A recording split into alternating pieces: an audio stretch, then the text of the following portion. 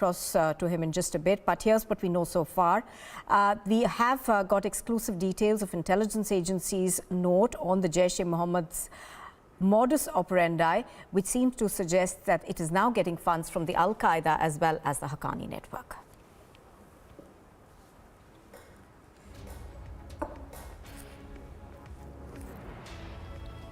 Now, in huge development in Maharashtra, the Deputy Chief Minister Devendra Fadnavis has announced a committee of senior police officials to probe any lapses in the Shraddha Walkar murder case. Now, the minister further asserted that the Maharashtra government will speak with the Home Minister Amit Shah to try the case in a fast-track court, further adding that Maharashtra government will take the final call on the issue of love jihad after a detailed study of the bills and acts in other states, and emphasized that it is not opposed to inter-religious marriages. In a fresh development in Shraddha murder case, Maharashtra Deputy Chief Minister has said that a probe will be conducted to find out why Shraddha's 2020 complaint was ignored. A special SIT will also be constituted to investigate the negligence. Fadnavis further asserted that the SIT will also look into the alleged delay in the registering the case and withdrawal of the letter by Walkar, and if there was any political pressure behind it. Assuring no further delay in the investigation, Fadnavis said that the state government will request Union Home Minister Amit Shah to try the case in a fast-track court. Maharashtra Deputy Chief Minister further spoke about the increasing cases of love jihad in Maharashtra. He assures that appropriate decision will be taken. आज सभागृह में श्रद्धा Walker के मामले में सभागृह की ये भावना थी कि जिस प्रकार के मामले बढ़ रहे हैं, एक प्रकार से ये सारा लव जिहाद का जो प्रकरण है, ये महाराष्ट्र में भी बड़े पैमाने पर दिखाई पड़ता है। उस पर हमने आश्वस्त किया है कि अलग अलग राज्यों ने इसमें जो निर्णय लिए हैं, जो कानून तैयार किए हैं, उन सभी का अभ्यास हम करेंगे और उसके आधार पर हम लोग एक उचित निर्णय लेंगे कि जिसके कारण इस प्रकार से षड्यंत्र रचकर कोई भी महिला या कोई भी लड़की प्रताड़ित न हो, इस प्रकार का काम हमारी सरकार करेगी। Meanwhile, several states including Madhya Pradesh, Uttar Pradesh, Karnataka and Haryana have introduced or proposed laws to prevent forcible conversions through interfaith marriage. Now all eyes are on Maharashtra government if such laws be implemented to combat love jihad situation. Bureau Report, Republic TV. And here's a quick look at what else is making news this morning. The Union Health Minister Mansukh Mandavia will review the pandemic situation today in a key COVID-19 review meeting. Earlier, Mandavia had highlighted that India, with its focus on five-fold strategy of test, track, treat, vaccination and adherence to COVID-appropriate behavior, has been able to restrict the transmission of the coronavirus and has been recording around 1,200 cases on a weekly basis. Amid a sudden increase in COVID-19 cases in Japan, South Korea, Brazil, China and the United States, the central government has urged all states and union territories to gear up the genome sequencing of positive samples in a bid to keep track of emerging variants. In a letter to the states and union territories, Union Health Secretary Jaish said that such an exercise will enable timely detection of newer variants, if any, circulating in the country, and will facilitate undertaking of requisite public health measures. The Maharashtra Deputy Chief Minister Devendra Fadnavis has said that the love jihad cases are increasing in the state, further stating that the Sena BJP government will take steps in the interest of women. This comes after the Shraddha Walkar murder case sent ripples across the country. Fadnavis has said that an appropriate decision will be taken after studying laws on love jihad made by other state governments. Amidst reports of infighting, some followers of the BRS MLA Beti Subhash Reddy staged a protest against Hyderabad Mayor Garhwal Vijay Lakshmi, raising slogans like "Go Back Mayor." Now, the incident occurred when the mayor arrived for the inauguration of the development works in Chilkanagar, but was stopped by the supporters of the MLA, which further triggered a heated argument. While the supporters held that the inauguration could not take place without the presence of MLA Subhash Reddy. Months after the BJP state president Bandi Sanjay challenged KTR to undergo a drug test, the Telangana minister has now accepted the challenge, but with the condition that Bandi Sanjay will hit himself with footwear if the test comes out clean. Remember, earlier Bandi Sanjay had accused KCR's son KT Rama Rao of drug consumption.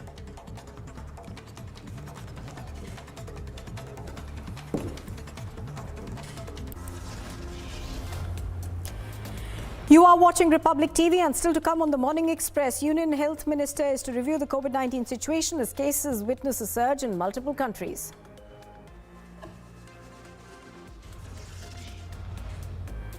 And hospitals overburdened, crematoriums working round the clock as COVID situation worsens in China.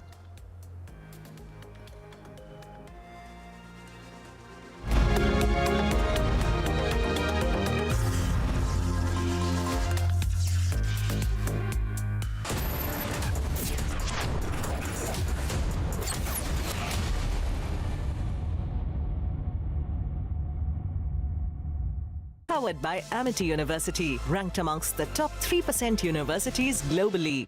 Tata Capital, Palak Jhapkao, Loan Pao.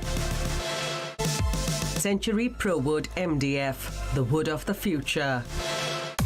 Driven by Hyundai Service, AC Care nowhere.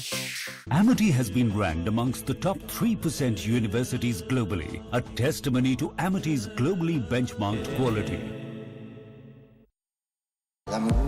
Hey Rahul, what's up? Hey, kicked about our first date? Of course. Benefits up to rupees 30,000 only at the Citroën C3 Carnival. Book today. Your favorite service provider, Den, which gets you the best of entertainment, is back with something very special. Abhi maza aayega na bhido. Your 3 favorite movie channels are bringing in super blockbuster films with features like wider picture and crystal clear sound straight to your home. Wow. Oh, I love that expression. To subscribe to your favorite channels, contact your local cable TV operator today or call Den toll-free number 1-800-419-2020 now. Yeah, Ajay, look at your dad. Will we be the same at his age? Absolutely yes, if we plan our future like him. How? My father had invested in LIC's Jeevan Akshay, which gives immediate and guaranteed annuity at regular intervals, that too for life. Wow. But do we have to wait until his age? Absolutely not. We recently invested in LIC's new Jeevan Shanti, which gives deferred annuity, which means regular income after some years. I see. LIC's annuity plans give 10 annuity options and flexibility in receiving regular income. LIC, हर पल आपके साथ. अगर मिठाई junk food से है यारी, तो diabetes की कर लो तैयारी. Get Beto's Diabetes Care Program with a free glucometer and expert advice. Give a missed call on 740-1100. Life will test you. It will turn your world upside down. Again. And again. And again. The only way to hit back is to stand up. Stand up every time. And say, I'm not done.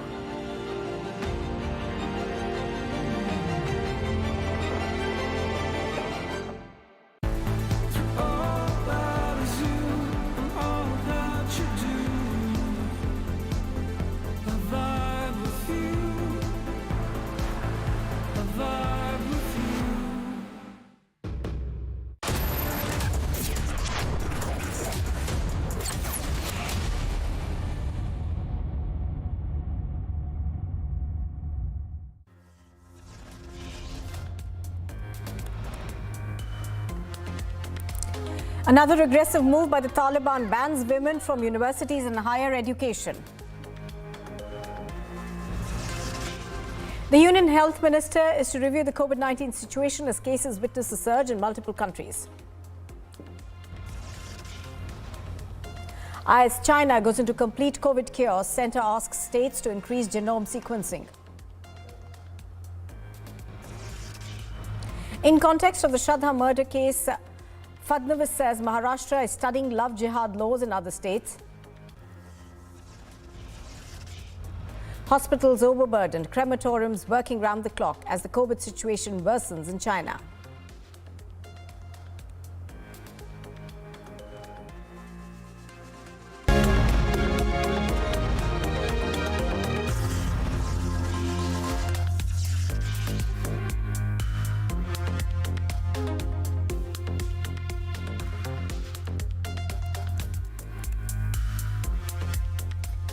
Good morning and thank you very much for staying with us. You are watching the Morning Express. I'm Nupur Talwar Suri. Now, in a fresh announcement, the Taliban's Ministry of Higher Education has banned women from universities. As per the latest order, higher education will be suspended for women until further notice. Now, earlier such rules were enacted for gyms and parks, but now the Taliban has deterred women from pursuing studies. Here's more.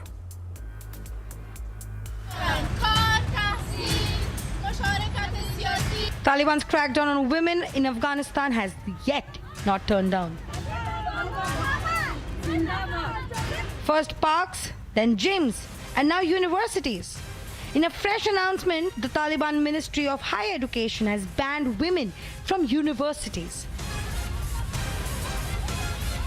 The announcement states that higher education will be suspended until further notice for women. Initially, the Taliban's stricter rules on women were only confined to public places such as gyms and parks. But the latest announcement has deterred women from pursuing higher education despite getting rigorous warnings from human rights bodies. Following the back-to-back crackdowns, the activist earlier predicted that the number of female students applying for university will fall dramatically in the coming years. Afghanistan education sector is badly affected after Taliban takeover. Before coming to power in Afghanistan in August 2021, Taliban promised to respect women's rights in accordance with their interpretation of Islamic law. Contradicting to what it said before, Taliban is seen bringing back the 1990 regime in Afghanistan. And the imposition of such suffocating restrictions over women has once again sought the global body's intervention.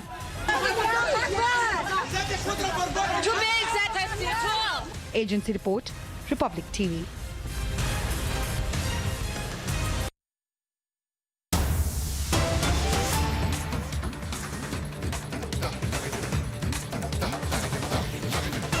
The U.S. State Department has in fact slammed the Taliban after the Afghan government banned women from private and public universities in Afghanistan. It is, of course, the latest edict that's cracking down on women's rights and freedoms, and it goes into effect immediately.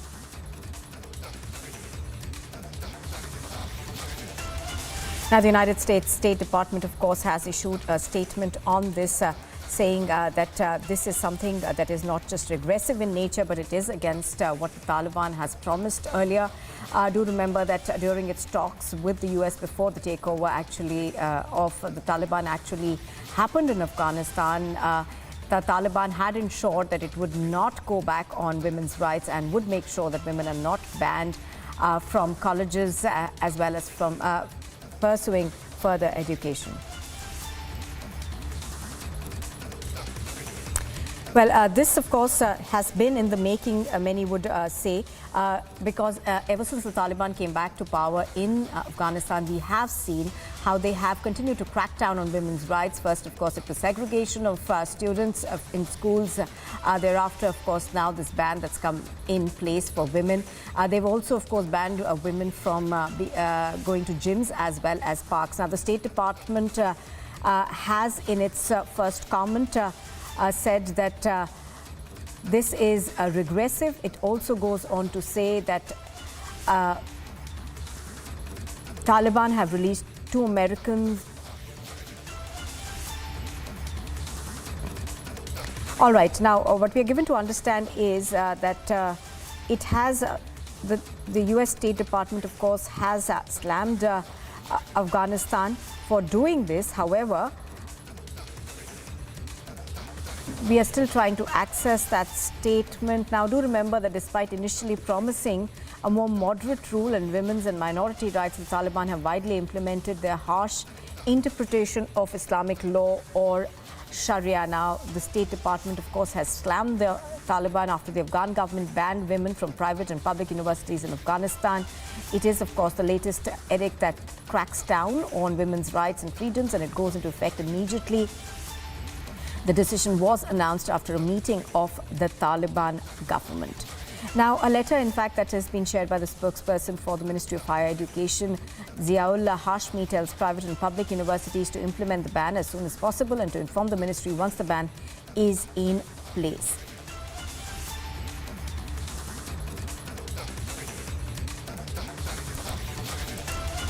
We are, of course, still trying to get you more details on what's happening, but reactions, of course, are beginning to come in. The United States has slammed the Taliban's aggressive diktat right now. Let's listen into what Ned Price has said.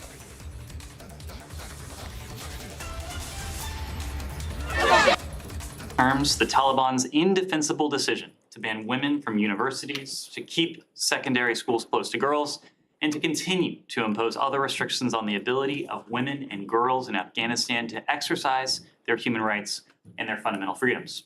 The Taliban made promises to the people of Afghanistan and to the international community that schools would reopen. They claimed that this was a matter of procedures and arrangement and would be quickly reversed. Now, we hear the opposite. An order from the so-called Higher Education Ministry yesterday states that women cannot attend universities either. With the implementation of this decree, half of the Afghan population will soon be unable to access education beyond primary school. Afghanistan is already losing more than $1 billion per year in contributions that women could be making to the economy. Now the Taliban have imposed these losses on the Afghan people for the indefinite future. Furthermore, the Taliban have permanently sentenced Afghan women to a darker and more barren future without opportunity. No country can thrive when half of its population is arbitrarily held back. Education is an internationally recognized human right, and it is essential to Afghanistan's economic growth and its stability. This unacceptable stance will have significant consequences for the Taliban and will further alienate the Taliban from the international community and deny them the legitimacy they desire. Now, Ned Price over there, of course, saying that this is absolutely unacceptable. But the fact of the matter is that Taliban has been moving and denying women of their rights continuously ever since they came to power in Afghanistan. We have seen it bit by bit. Earlier, of course, they did say that there will be segregated education for boys and girls in the school. Thereafter, we saw them banning women from gyms and parks. And now this diktat that has just come in, which bans women from higher education. So essentially, that means that girls will not be able to study after getting primary education. Now, the US, of course, has slammed Afghanistan for coming out with this new decision. The decision, of course, comes into effect immediately. The decision was announced after a meeting of the Taliban government. Now, this comes despite initially, of course, Afghanistan and its government promising a more moderate rule and women's minority rights. However, the Taliban have now implemented their harsh interpretation of Islamic law or Sharia. They have banned girls from middle school and high school, restricted women from most employment and ordered them to wear head-to-toe clothing in public. Women are also banned from parks and gyms, of course. We are given to understand that the university ban comes weeks after Afghan girls actually took their high school graduation exams, even though they've been banned from classrooms since the Taliban took over the country last year. Now, we are given to understand that this is a move that has been opposed by various countries, but we haven't really seen the Taliban take back any of its decisions ever since it came to power. It has, in fact, continued with its horrific treatment of women ever since they came to power. So essentially, all girls in Afghanistan can only get education till the primary years, which would be about the age of 10 or 11. Thereafter, they are banned from middle as well as higher schools. They're banned from universities as well.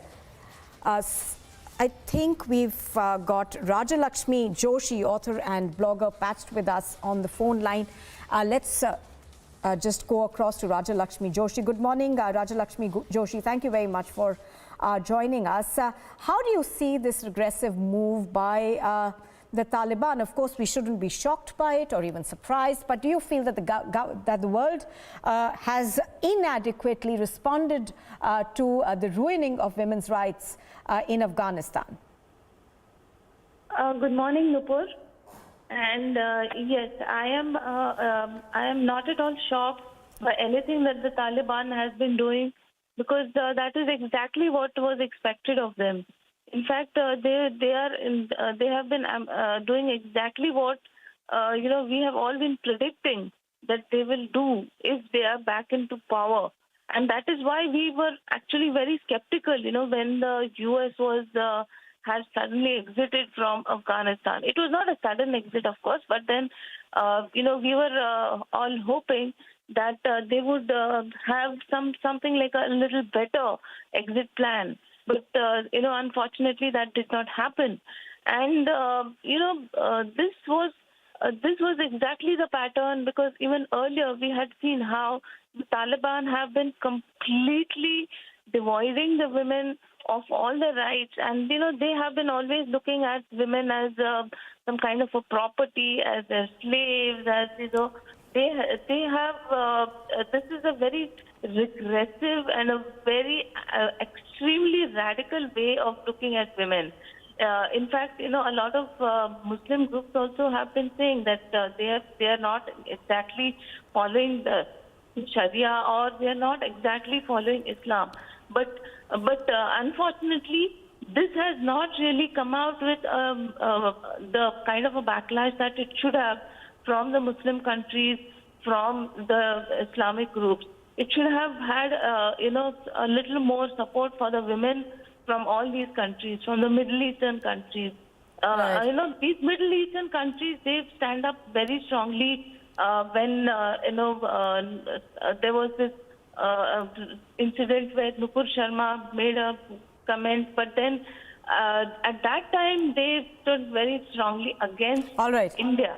But then now, during the Taliban episode, they completely turn a blind eye. That is how hypocritical they are. Right, Rajalakshmi Joshi. That's a very fair point that you are making. Thank you very much for joining us. Also on the phone line with us is Mr. Sareen. Mr. Sareen, good morning. Mr. Sareen, are we surprised at all, A? And B, do you think that as, the world looks at this, countries that have power in the world, including the US, the EU, as well as, of course, a lot of Arabic nations, have failed to respond appropriately to what was staring us in the face when the Taliban began taking away women's rights? Look, are we surprised? At least I am not. I think anybody who was studying Afghanistan and the Taliban phenomena very closely would not have been surprised. Unless, of course, you were one of those American policymakers or think tankers, the so-called Afghanistan experts who've written tomes on Afghanistan and who were selling us the Taliban and Taliban 2.0, the changed Taliban, the new Taliban who are going to, make policies in step with the rest of the world. Unless you were one of those delusional characters, I don't think there is any surprise with what the Taliban have done. And frankly speaking, the Taliban have made no bones about what they stand for, what their worldview is, how they think about things, right? And basically they have showing the middle finger to the rest of the world. They're telling the rest of the world that we don't care what you think, we don't care for the norms, we don't care for civilizational, norms of behavior. We will do what we think is our religion as we interpret it, and we will do what we think is right. And we can do whatever you want to do. Now, the problem is, what will the powerful countries do? Many of the so-called powerful countries, the Europeans and others whose heart bleeds for Afghan women, are the people who abandoned Afghanistan to this couch. They are the ones who ran away, the Americans and the Europeans, from Afghanistan. And to then now complain about what the Taliban are doing, when you've thrown the Afghan women to the wolves. But going forward, what are the options? You've already tried the military option and you could not sustain it. You could not sustain it because the country which sabotaged your entire military operation is the country which the Americans now want to help fight terrorism. Have you heard of anything more bizarre than this? That when the US State Department says that we will support Pakistan terrorism, this is the country which sabotaged your entire Afghan operation. And you now want to support this country. So the Americans again live in the world of their own thing. So to expect anything from the rest of the world, the Europeans want to give money to the Taliban government because they think it will flow down to the Afghan people. Clearly it will not. So there is a complete lack of clarity, complete lack of realism about what Taliban stands for. And perhaps I sense that at least among the Europeans, you will keep talking about human rights and women's rights, stuff like that. You will sense that when it comes to radical Islamic groups, these are the guys who surrender first. So I think there is some kind of an exceptionalism that they make for radicals. Right. And that is what we are going to see. So it's a terrible time to be a woman in Afghanistan, but that's the way it is. Right. Sushant Sareen, appreciate your speaking to us on Republic TV. Thank you very much for joining us. So this diktat, of course, has now come into force in Afghanistan, which means that girls after the age of 10 or 11, depending on the age of primary school over there, will not be allowed to pursue middle or higher school education. You are watching Republic TV. We slip into a very short break. On the other side, we bring you more news, including the Union Health Minister is to review the COVID-19 situation as cases witness a surge in multiple countries. And in the context of the Shraddha Walkar case, Devendra Fadnavis says Maharashtra is studying love jihad laws in other states.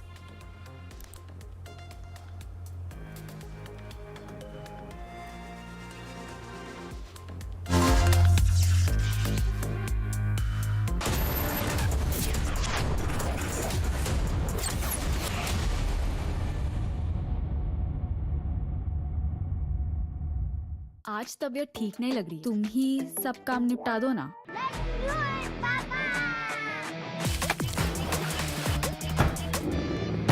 अरे tension किस बात की? Century MDF का लो emission premium plus है ना, higher density है, water resistant भी है, यानी ये है जहाँ नो टेंशन वहाँ। Low emission premium plus by Century प्रोवुड।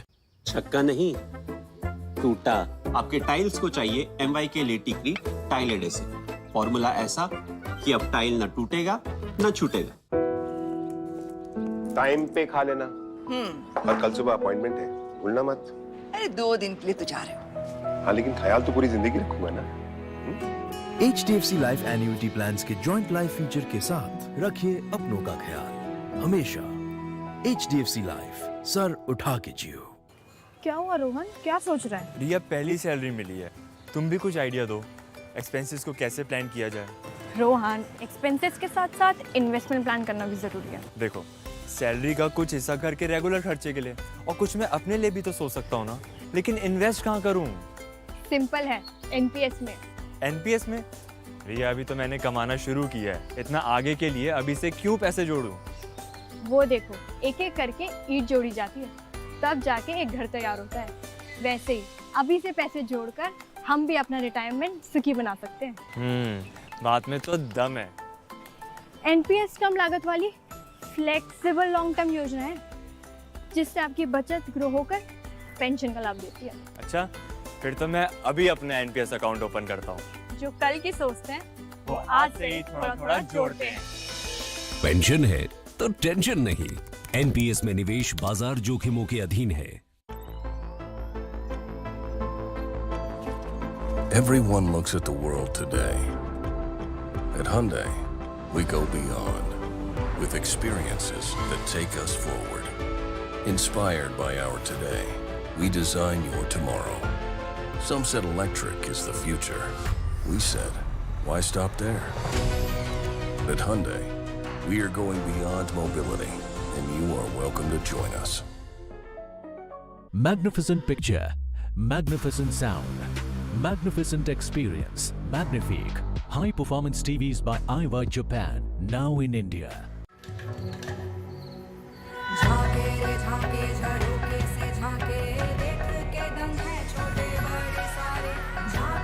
झाके फ्यूचर को ये ताके तरक्की को टुक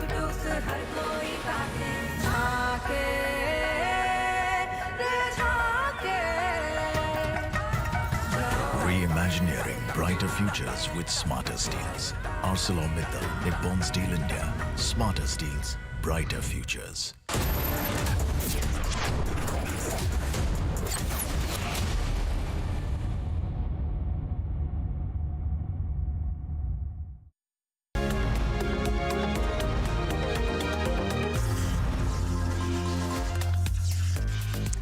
Welcome back. You're watching Republic TV. Now, the US State Department has slammed the Taliban after the Afghan government banned women from private and public universities in Afghanistan. It is the latest edict cracking down on women's rights and freedoms, and it goes into effect immediately.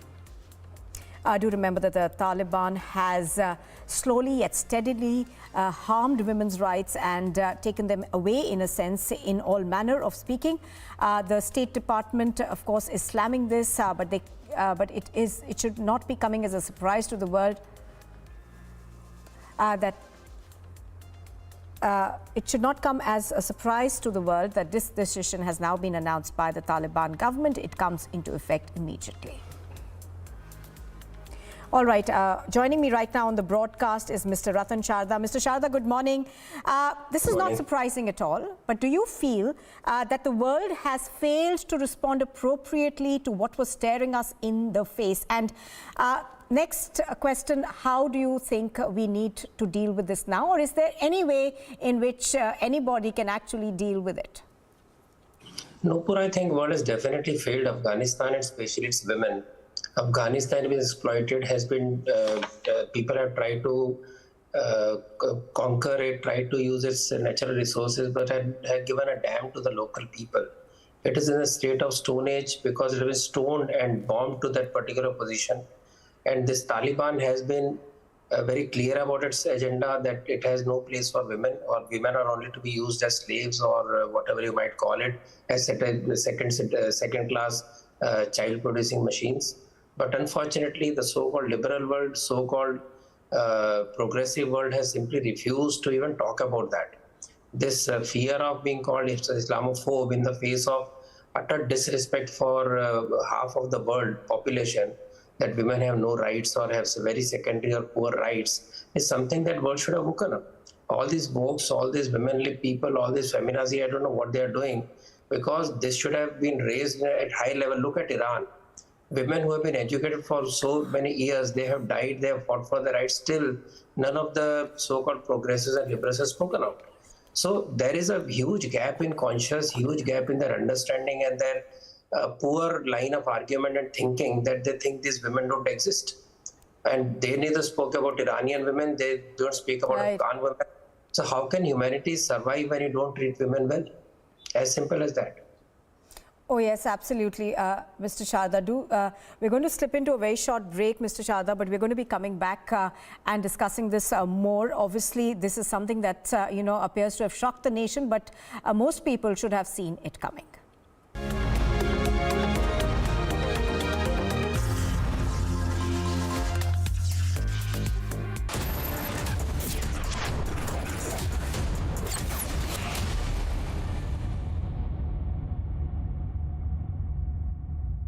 Amity has been ranked amongst the top 3% universities globally, a testimony to Amity's globally benchmarked quality.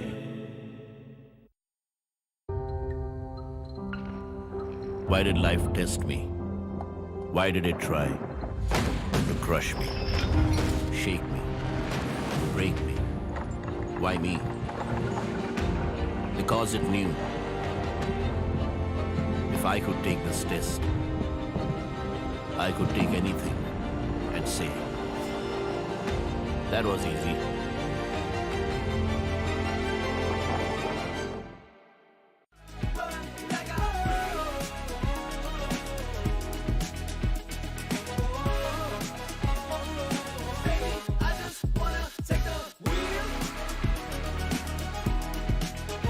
Volkswagen Tiguan, India's safest SUVW. Volkswagen. ये है गेहूं। जब इसमें जुड़ता है रागी, जवार, बाजरा और मेथी, तो बनता है हेल्दी मन्ना मल्टी मिलेट आटा। ये है बेहतर आटा। क्या हुआ रोहन, क्या सोच रहा है? रिया, पहली सैलरी मिली है, तुम भी कुछ आइडिया दो, एक्सपेंसेस को कैसे प्लान किया जाए। रोहन, एक्सपेंसेस के साथ साथ इन्वेस्टमेंट प्लान करना भी जरूरी है। देखो, सैलरी का कुछ हिस्सा घर के रेगुलर खर्चे के लिए और कुछ मैं अपने लिए भी तो सोच सकता हूँ ना, लेकिन इन्वेस्ट कहाँ करूँ? सिंपल है, एनपीएस में। एनपीएस में? भैया अभी तो मैंने कमाना शुरू किया है, इतना आगे के लिए अभी से क्यों पैसे जोड़ूं? वो देखो, एक एक करके ईंट जोड़ी जाती है, तब जाके एक घर तैयार होता है। वैसे ही अभी से पैसे जोड़कर हम भी अपना रिटायरमेंट सुखी बना सकते हैं। बात में तो दम है। एनपीएस कम लागत वाली फ्लेक्सिबल लॉन्ग टर्म योजना है, जिससे आपकी बचत ग्रो होकर पेंशन का लाभ देती है। अच्छा, फिर तो मैं अभी अपना एनपीएस अकाउंट ओपन करता हूँ। जो कल की सोचते हैं वो आज से ही थोड़ा-थोड़ा जोड़ते हैं। पेंशन है तो टेंशन नहीं। एनपीएस में निवेश बाजार जोखिमों के अधीन है।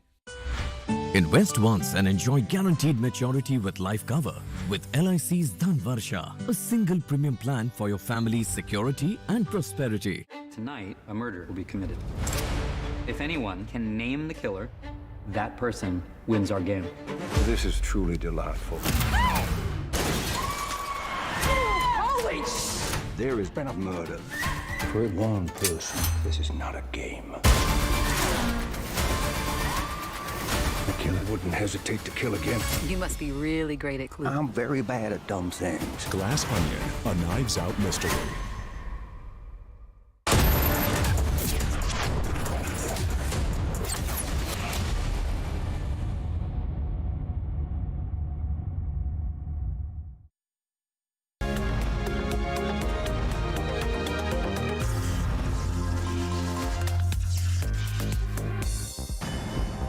And here's a quick look at what else is making news this morning after an opinion poll on Twitter asking users if he should step down as the CEO. Elon Musk tweeted that he will resign as the CEO as soon as he finds someone what he called foolish enough to take the job. And after that, he stated that he would just run the software and servers teams. Reports suggest Ukrainian President Volodymyr Zelensky is planning to visit Washington on Wednesday and may meet the US President Joe Biden at the White House and visit the US Congress. And female students have been banned from private and public universities in the latest edit, cracking down on women's rights and freedoms. Despite initially promising a more moderate rule respecting rights of women and minorities, the Taliban have widely implemented their strict interpretation of Islamic law.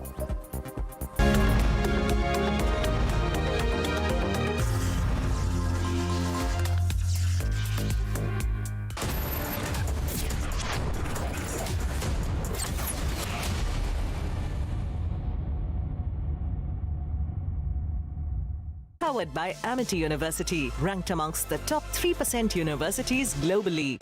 Tata Capital, Palak Jhapkao, Loan Pao. Century ProWood MDF, the wood of the future.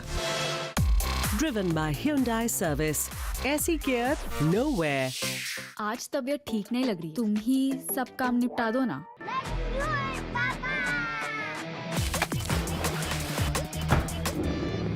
अरे tension किस बात की? Century MDF का लो emission premium plus है ना, higher density है, water resistant भी है, यानी ये है जहाँ नो टेंशन वहाँ। Low emission premium plus by Century Prowud. सोच रहा हूँ कमेंट्री ट्राई करूँ। मैच का आखिरी बॉल, तेज तूफानी डिलीवरी, एक धमाकेदार शॉट और ये गया छक्का। छक्का नहीं, टूटा। आपके टाइल्स को चाहिए MY के लेटिक्रीट टाइल एडेसिव। फॉर्मूला ऐसा कि अब टाइल न टूटेगा न छूटेगा।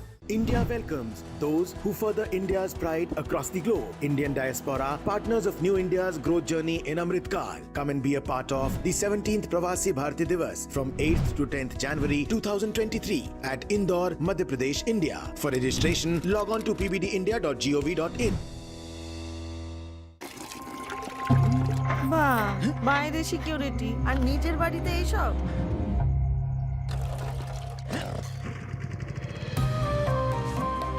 दादा बचा लिया आपने। बेफिक्र कोलकाता जाओ, इंटरव्यू अच्छा ही होगा। हर बंद राह ओपन हो सकती है, लगता है सिर्फ दिल। एक्सिस बैंक, दिल से open. Guys, just 1 second. Choosing a car for my mom. What? Online car shopping? Wow, that's so cool, yeah. Shahrukh ने बताया। Wait up. Booking a car service. From here. क्यों? तुझे शाहरुख ने नहीं बताया? इसने पूछा ही नहीं। There's so much more जो शाहरुख ने नहीं बताया। It's all on the industry first My Hyundai app. Open a world of possibility with My Hyundai app. One app, many worlds. उठो, जागो, दौड़ो तुम, डायबिटीज को रोको तुम। Get Beto's Diabetes Care Program with a free glucometer and expert advice. Give a missed call on 740 1100. Life will test you. It will turn your world upside down. Again. And again. And again. The only way to hit back is to stand up. Stand up every time. And say, I'm not done.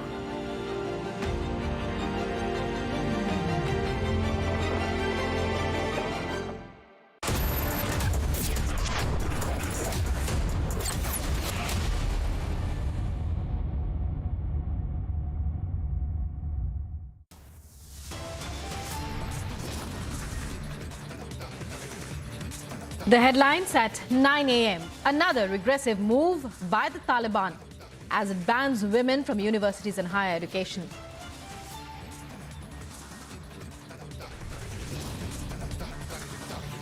Union Health Minister to review COVID-19 situation as cases witness a surge in multiple countries.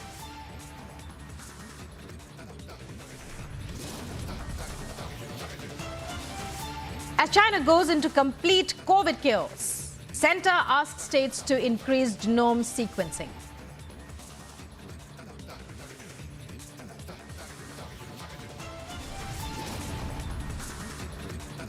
In the context of Shraddha case, Fadnavis says Maharashtra is studying love jihad laws in other states.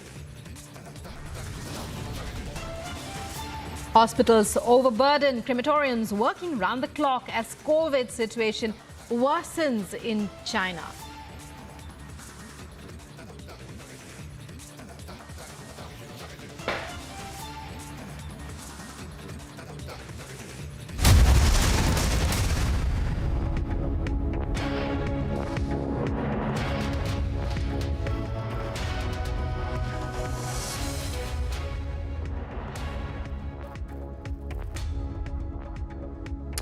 Hello and welcome. You are watching Live and Breaking here on Republic. I'm Rukma with you, and over the next few minutes I'll be taking you through the top breaking stories at this hour.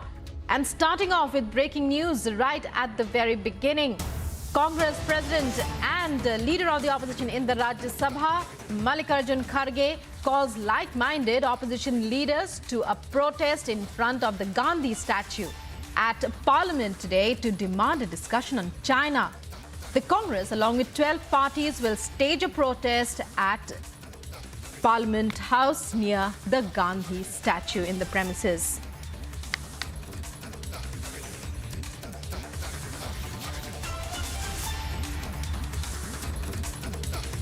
And breaking news that we're getting in right now from Parliament. Congress Chief Mallikarjun Kharge, who's also the leader of the opposition in the House, has called all like-minded parties to join the Congress party in a protest at the Gandhi statue in Parliament premises.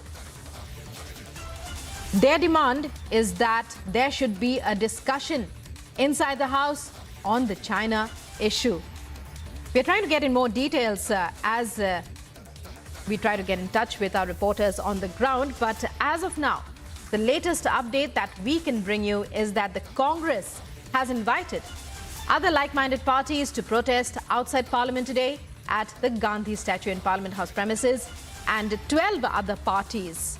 That's the news that we're showing you on your screens. 12 other parties are likely to join the Congress party.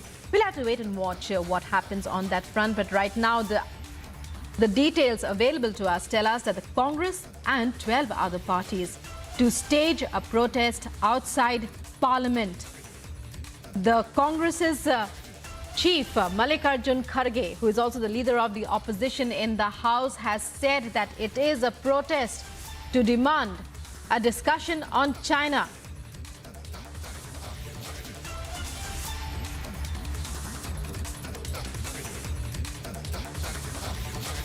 So the Congress and 12 other opposition parties to stage a protest outside Parliament House. The winter session of Parliament is on, as our viewers are aware, and the Congress today declaring its decision to stage a protest demanding a discussion on China. Leader of the opposition and Congress chief Mallikarjun Kharge has called all like-minded parties to join the Congress, and so far as we know, 12 parties are likely to join in this protest.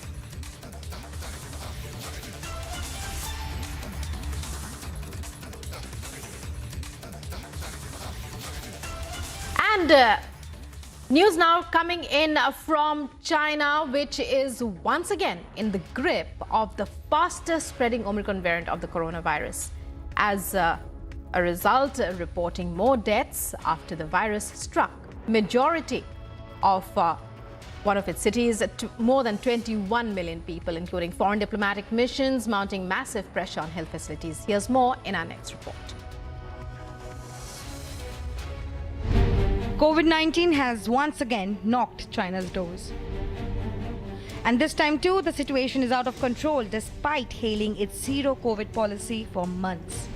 However, the state of emergency comes days after the country eased COVID-19 restrictions. The condition is that the health authorities have reiterated to expand its resources for treating severe COVID-19.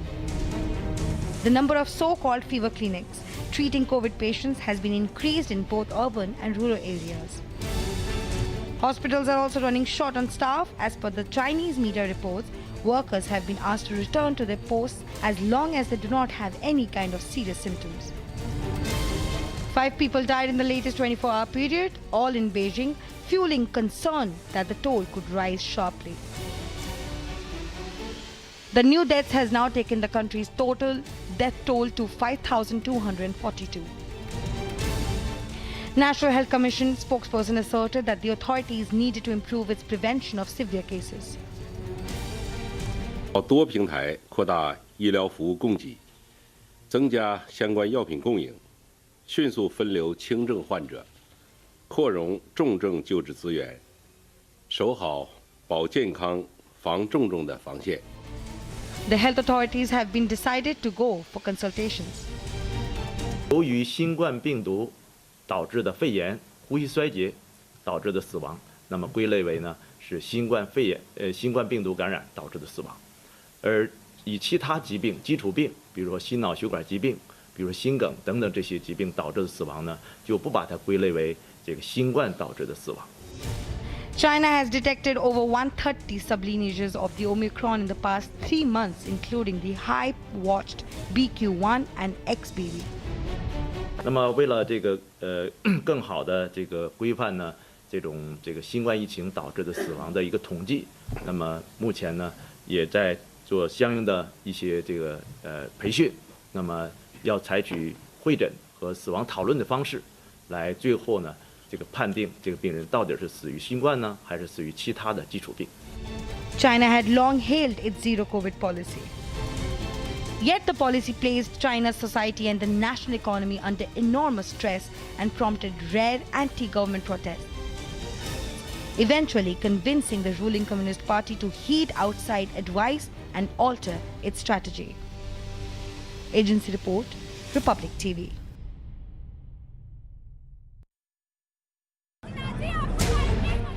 UPSC students stages protest in Old Rajendra Nagar of the capital city. The protesters demanded for a COVID compensatory extra attempt for the exam. Sitting peacefully through the chilly winter night, protesters held various cultural activities as well. But they were treated brutally. Their tents were disrupted, and the voices were unheard. With a plea for an extra attempt for their exam, the question arises, will the cries of the UPSC aspirants be heard by the law, or the government will hold complete silence over the issue? Bureau Report, Republic TV.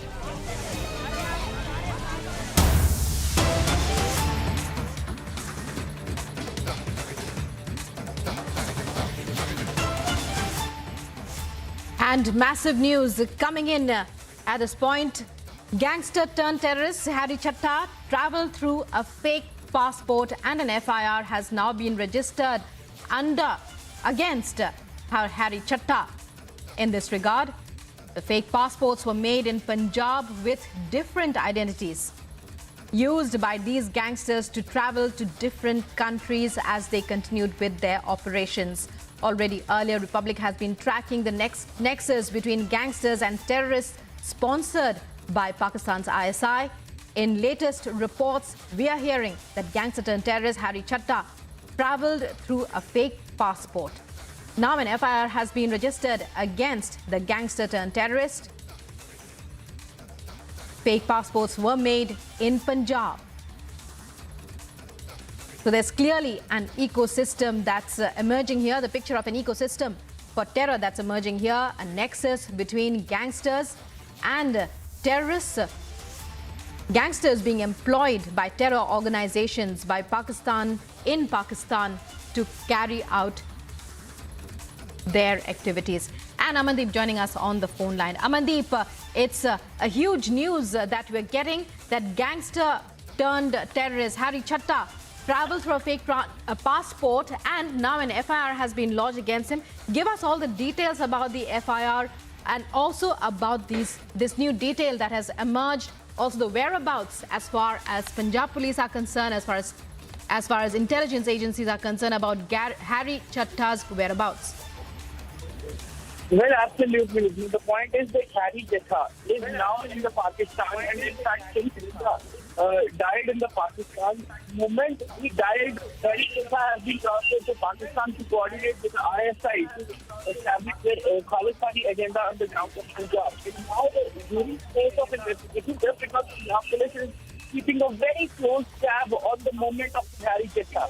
And now the police have found during the course of investigation that Harry has traveled years back from Punjab to European country on the fake passport and with the fake identity. From where he has been traveled to Pakistan on the same fake passport with the same fake identity.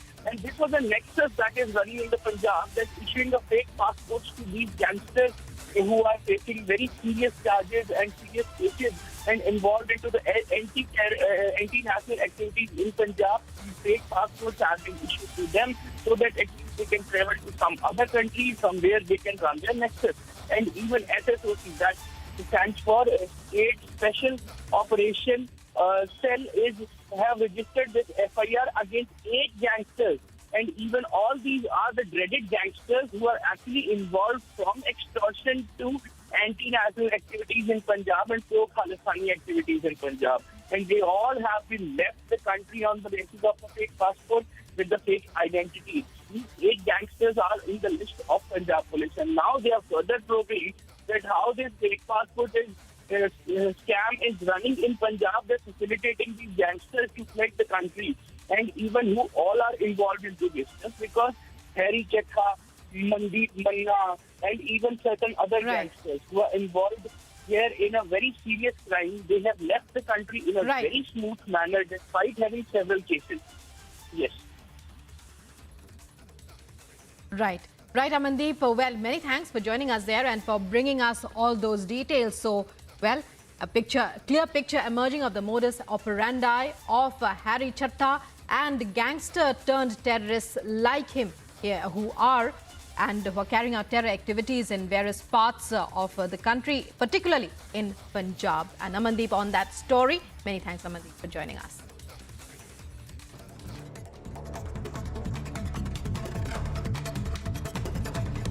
And now let's take a look at other top stories that we are tracking. Union Health Minister Mansukh Mandavia to review the pandemic situation in a key COVID-19 review meet today. Earlier, Mandavia highlighted that India, with its focus on the 5-fold strategy of test, track, treat, vaccination and adherence to COVID-appropriate behavior, has been able to restrict the transmission of coronavirus and has been recording around 1,200 cases on a weekly basis.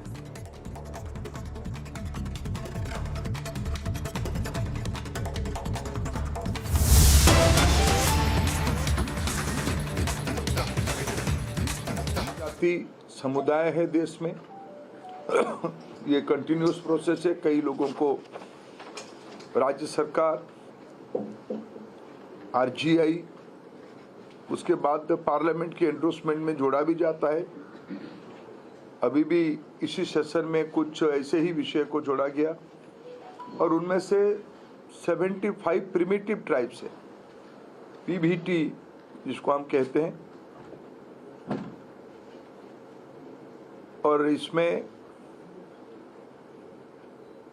Madhya Pradesh, Maharashtra, Orissa, Rajasthan, Gujarat, Jharkhand, Chhattisgarh और entire north east, इसी सब इलाके को हम अगर मिलाएंगे तो इसकी आबादी लगभग टोटल ट्राइबल पॉपुलेशन की 75% तक जाती है। संयोग से मैं उड़ीसा से भी आता हूं। पिछले मैं आपको कुछ फैक्ट आपके सामने रखना चाहता हूं।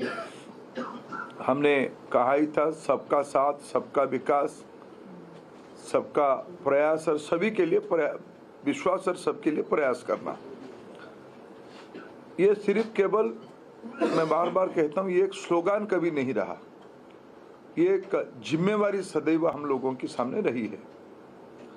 अगर मैं आपको भारत सरकार की 2-3 जिम्मेवारी आपको बताऊं, 99 में अटल जी देश में पहली बार ट्राइबल अफेयर्स विभाग बनाए।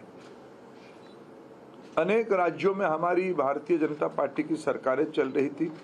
जब माननीय मोदी जी गुजरात की लंबे समय की मुख्यमंत्री भी रहे, मध्य प्रदेश हो, झारखंड हो या छत्तीसगढ़ हो, राजस्थान हो, इस इलाका में जब हम लोगों की राज्य में शासन था तब भी हमने प्राथमिकता दी थी। 2014-15 तक अगर मैं एक सेंट्रल स्पॉन्सर्ड स्कीम्स की एक फाइनेंशियल स्टेटमेंट आपके सामने रखूं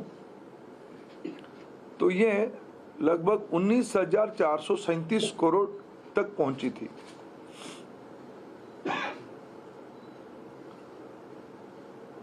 आज अगर 14-15 से 22-23 फाइनेंशियल ईयर में हम देखें, ये एलोकेशन 91,000 करोड़ तक पहुंची है। कहा 19,000 करोड़ था, अभी पिछले लगभग 9 सालों में 91,000 करोड़ तक एक फाइनेंशियल एलोकेशन की एक पहला स्टेटमेंट मैं आपके सामने रख रहा हूं। ये एक मूलभूत पैराडिम शिफ्ट है। इसलिए हमने सबका विकास जब कहा, विकास तब होती है जब जिम्मेवारी ली जाती है। इतना केवल नहीं, सेंट्रल स्कीम्स की मैं अगर एक उदाहरण आपके सामने दूं, आदिवासी समाज में, एसटी समाज में शिक्षा एक बहुत बड़ा टर्न अराउंड पॉइंट होती है। उसकी कई उदाहरण हैं। आज देश की परम आदरणीय राष्ट्रपति जी जो आजादी के 75 साल की अवसर पे हम सभी की, देश की एक उपलब्धि में मानता हूं, सुदूर ओडिशा के एक छोटे से गांव ऊपर बेड़ा गांव से आके द्रौपदी मुर्मू जी शिक्षा के कारण, भारत की प्रजातंत्र के कारण,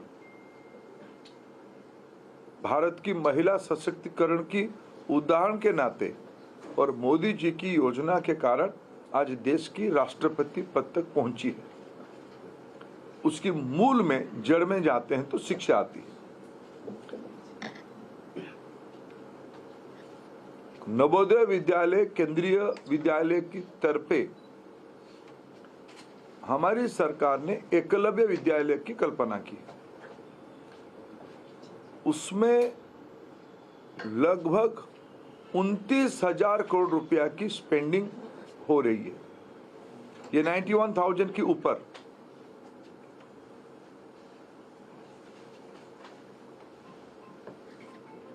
मिनिस्ट्री की एलोकेशन की अगर मैं आपके सामने एक उदाहरण दूं,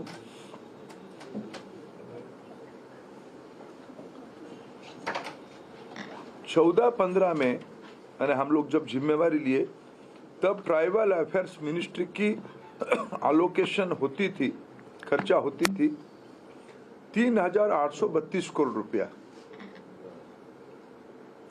आज उसकी खर्चा पहुंची है 8,500 करोड़ रुपया।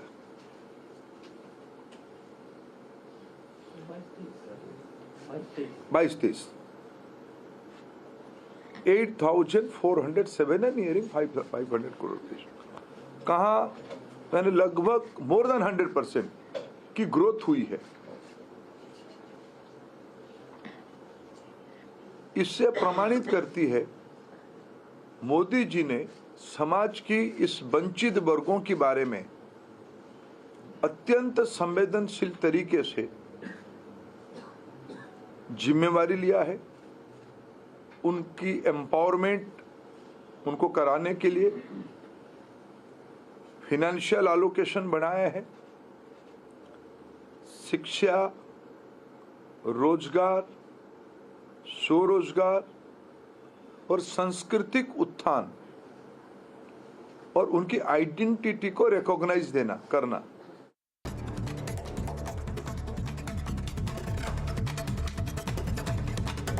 And let's take a look now at other top stories that we're tracking. Union Health Minister Mansukh Mandavia will review the pandemic situation today in a key COVID-19 meet.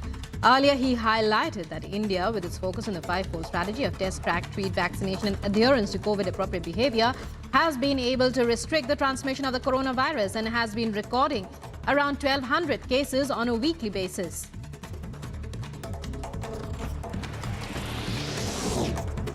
Amid a sudden increase in COVID-19 cases in Japan, South Korea, Brazil, China and the United States, the central government has urged all states and union territories to gear up the whole genome sequencing of positive samples in a bid to keep track of emerging variants. In a letter to states and union territories, Union Health Secretary Rajesh Bhushan said such an exercise will enable timely detection of newer variants, if any, circulating in the country and will facilitate undertaking of requisite public health measures.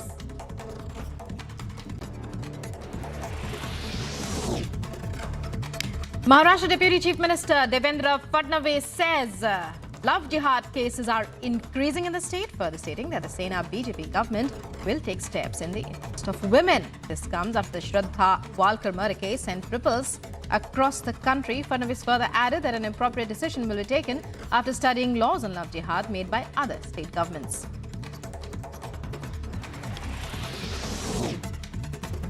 Amidst the infighting reports, some followers of the BRS MLA Beti Subhash Reddy staged a protest in Hyderabad Mayor Gadwal Vijay Lakshmi, raising slogans like "Go Back Mayor." The incident occurred when the mayor arrived for the inauguration of the developmental work in Chikanagar but was stopped by supporters of the MLA, which further triggered a heated argument, while the supporters held that the inauguration could not take place without the presence of MLA Beti Subhash Reddy.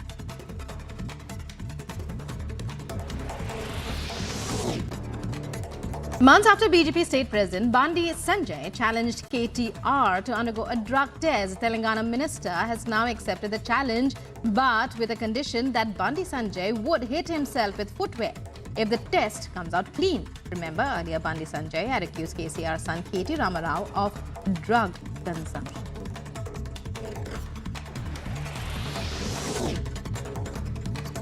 In a fresh face-off, EPS has called for a massive statewide protest against the DMK government in a bid to show support and prove the strength of the opposition. Meanwhile, OPS has called for a meeting of district secretaries to discuss the future of the party. High drama is expected as the two factions are set to come face-to-face once again.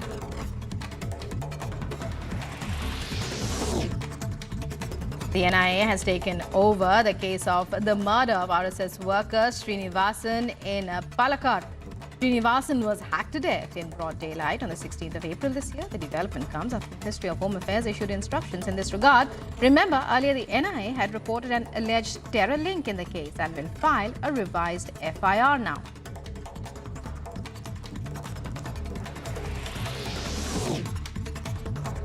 In Punjab, days after the controversy that erupted over Amritpal and the protests he staged in a latest development hitting out at the Maan government, Akali Dal MP Harsimrat Kaur Badal has said that unsavory elements are on a rise in the state. She further added that everyone is shutting their eyes on Punjab, but they must remember that Punjab is a fence that keeps Pakistan at bay. All unsavory elements are raising their heads. Everybody is shutting their eye without realizing that Punjab is the fence that stops Pakistan from ruining our country. And if Punjab gets weakened, we have seen in Jammu Kashmir what is happening. If there's another Punjab which goes down that same route, where is the country headed? So it must be taken very seriously. Narco-terrorism, the drones which are dropping the arms and ammunition, and what is happening on ground where people are totally unsafe. The youth is fleeing from Punjab and it is just left at the mercy of gangsters. A Class 11 girl from Khoda, Ghaziabad committed suicide on Monday evening after getting tired of the harassment of youth Irfan. As per reports, Irfan had lured and trapped the girl into a love affair, shot an intimate video of her and then shared it on social media. Father of the girl has filed a case claiming that Irfan used to harass her regularly. Fed up with this, the girl had reported the incident to Khoda police station, but according to her father, police did not take the case seriously.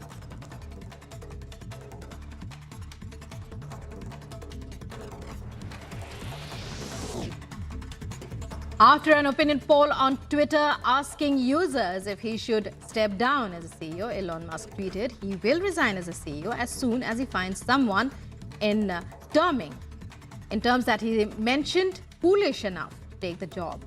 And after that, he stated that he would just run the software and server teams.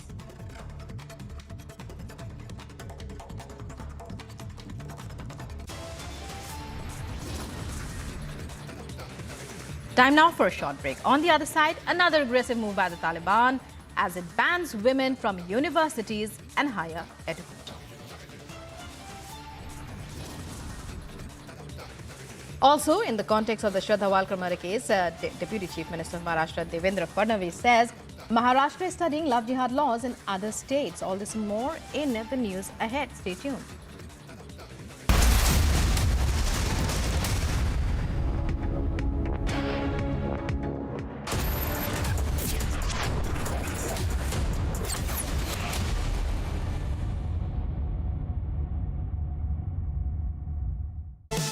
Powered by Century Ply, आग से बचाए.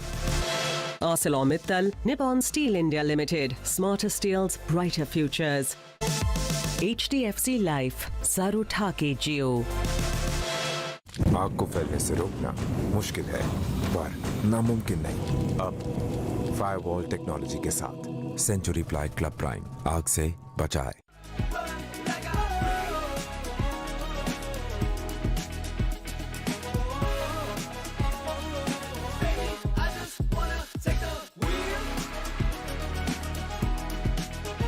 Volkswagen Tygoon, India's safest SUVW.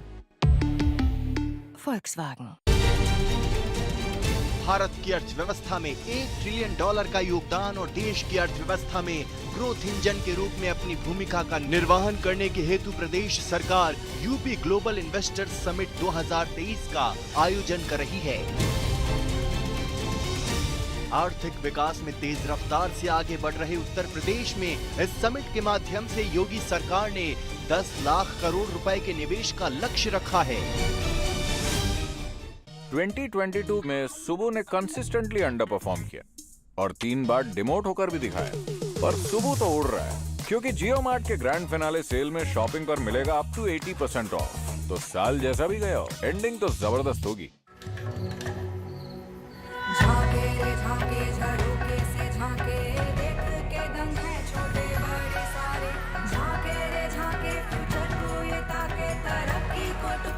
हर कोई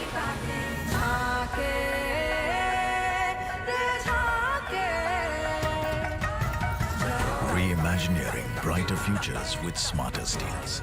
ArcelorMittal, Nippon Steel India. Smarter steels, brighter futures. आज की पेशकश।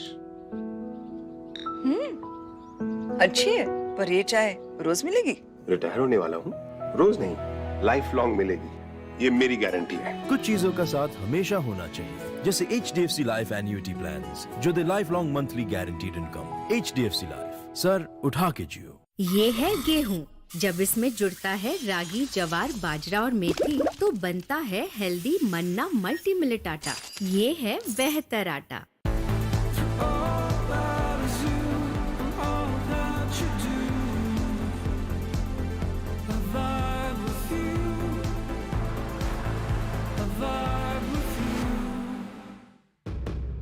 भाई सोच रहा हूँ कमेंट्री ट्राई करूँ। सुनोगे? मैच का आखिरी बॉल, कैप्टन ने टाइट फील्ड सेटिंग करी है, बॉलर का रन अप, तेज तूफानी डिलीवरी, बराबर साइड की ओर, एक धमाकेदार शॉट और ये गया छक्का। छक्का नहीं, टूटा। आपके टाइल्स को चाहिए MY के लेटिक्री टाइल एडेसिव। फॉर्मूला ऐसा कि अब टाइल न टूटेगा न छूटेगा।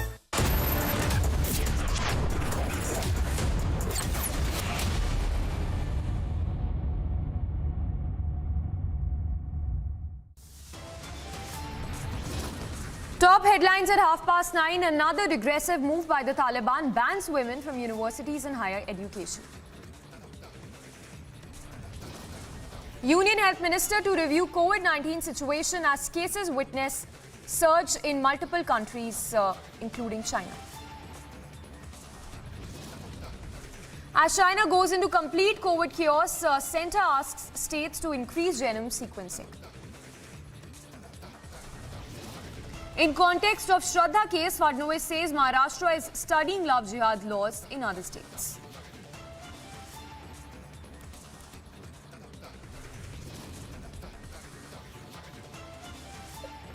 Hospitals overburdened, crematoriums are working round the clock as COVID situation worsens in China.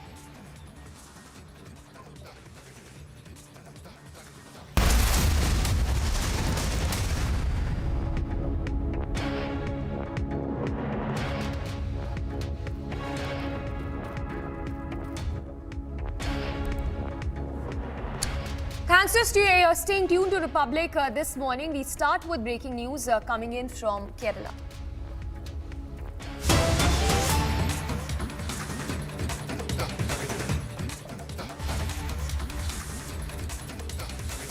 And update coming in on the RSS activist R. Srinivasan murder case. We are now given to understand that the National Investigation Agency will be taking over the probe into the murder of RSS activist Srinivasan. Now, as per reports, the Union Home Ministry has directed the NIA to take over the probe into the murder. So, the terror angle which will be probed into this case, which is the RSS activist Srinivasan was hacked to death in Kerala. We'll go across to Ashwin as well for more details on that. But the update coming in on this news break that the NIA will soon be taking over the probe into Srinivasan's murder case.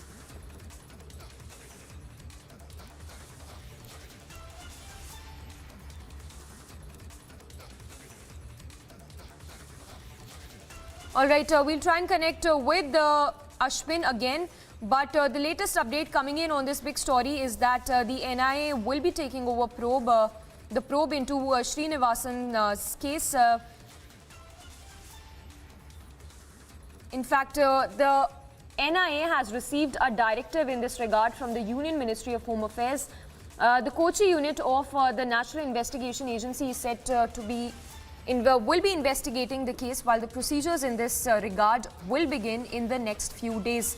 So the update coming in that the NIA will be probing the case. In fact, the NIA was ordered to take up the case after the Kerala police discovered that the role of PFI could be there in the case. Ashwin joining us live from Thiruvananthapuram. Ashwin, good morning. We understand that the NIA will be probing the case very soon, but talk to us about how Srinivasan was hacked to death and the role of PFI also in this case, which is under scanner.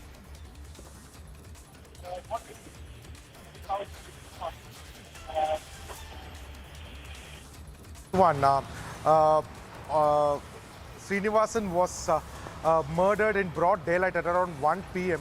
outside his shop, his bike shop, where about 6 assailants coming in 3 bikes had attacked him.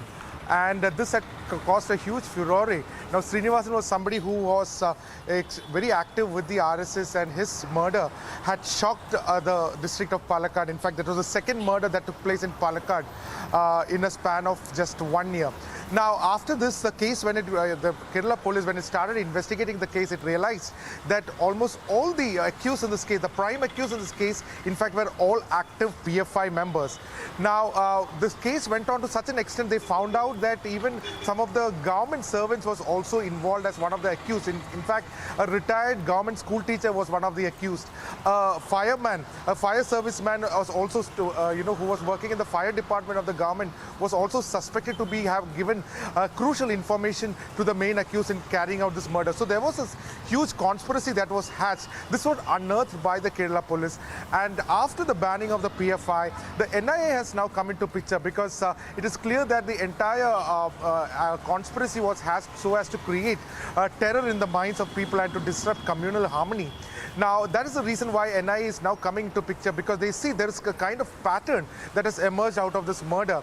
It was Kerala police had called it as a retaliatory murder because one of the activists of the PFI was also murdered 24 hours before the incident. But the way this conspiracy was hatched, in the way the entire organization came together to murder Srinivasan, is something which has baffled the organization, the agencies, especially the NIA. So NIA has come into picture right now at a time when PFI has been banned, and to also check the terror angle, the terror links, and the kind of conspiracies that has come unfolded in ensuring that the murder of Srinivasan takes place. Remember, the PFI, the model of murder, is something that is not a local unit. It is not a local unit. In fact, there is a larger network, is what the NIA is suspecting. And so an NIA inquiry has come into picture, knowing the fact that there could be even an interstate team that could have helped in processing this entire murder, in conducting this entire murder of Srinivasan. And so NIA has come into picture, a huge blow to the radical organization like PFI, and certainly it is going to create even more impact at the time when PFI has been banned by the centre. Absolutely. Ashwin, thank you for the moment. So Ashwin, they're reporting live from Thiruvananthapuram. The update coming in on Srinivasan's death case, murder case, is that the NI will soon be taking over the probe into the case and will be probing the terror link.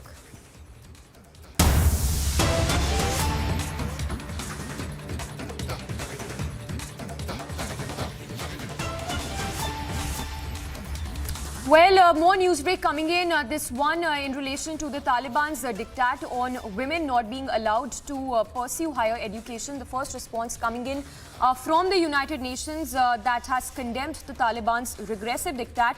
In fact, the statement that has been put out by the United Nations Secretary General, who says that he's deeply alarmed by news reports that the Taliban have suspended access to universities to women and girls. The United Nations Secretary General also goes on to say that the denial of education is not only violates the equal rights to women and girls, but also a devastating impact on countries' future as well. So United Nations there coming out very strongly against the diktat by the Taliban, saying that women will no longer be allowed to pursue the higher education. In fact, the United Nations, not just the United Nations, criticism coming across from across the board, with US also coming down heavily on this Taliban's diktat. We have that response also coming in. Let's listen in to that reaction coming in from the United Nations, from the US, beg your pardon, on the diktat by the Taliban.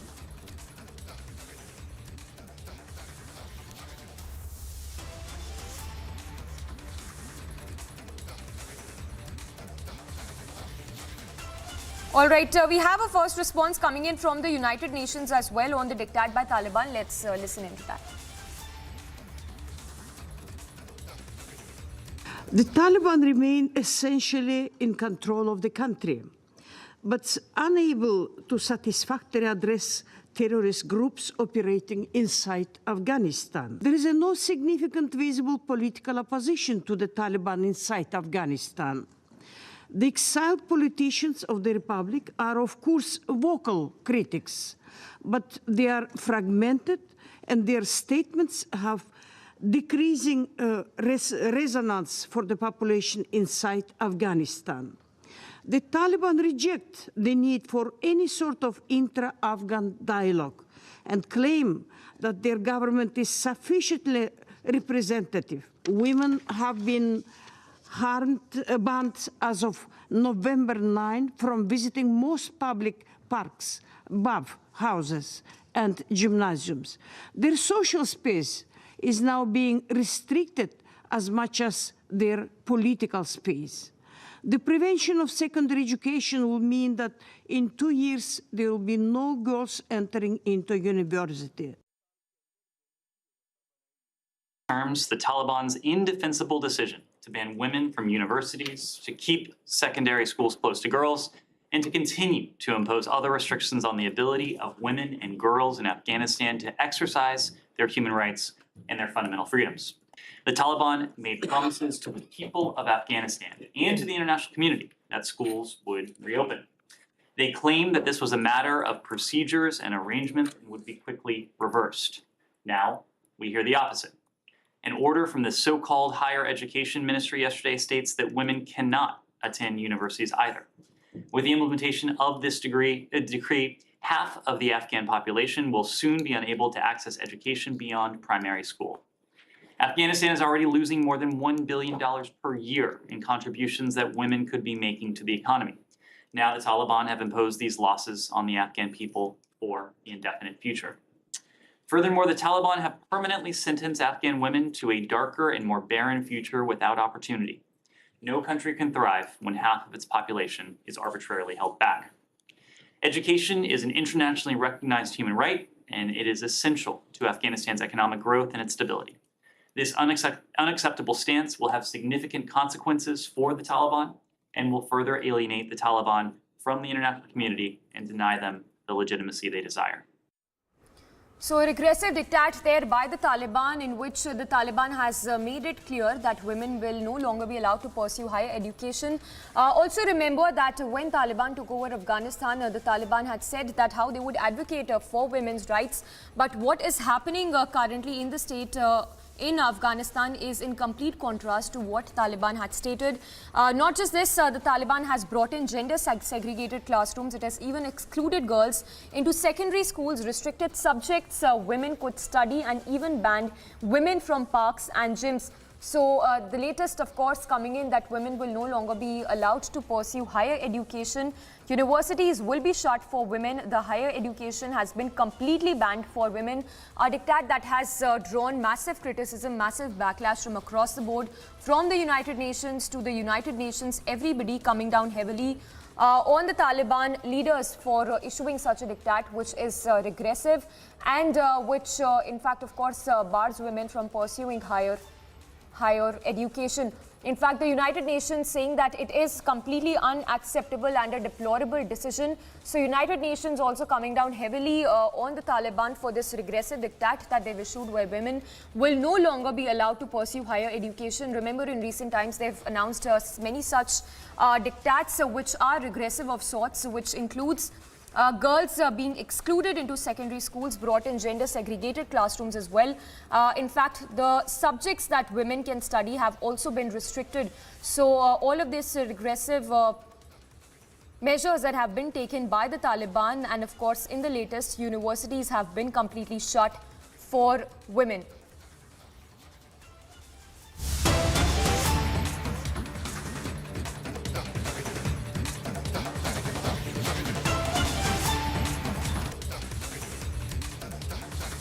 All right, more news break coming in this hour. This one is in relation to the NI searches which are taking place in Haryana. We'll go across to Amandeep and Shravan as well for more details as well, but that's a mega crackdown by the NI across Haryana. We are given to understand that multiple locations are being searched by the NI at this point in time across Haryana. So more details on this are awaited, but that's a massive terror crackdown there by the National Investigative Agency in Haryana.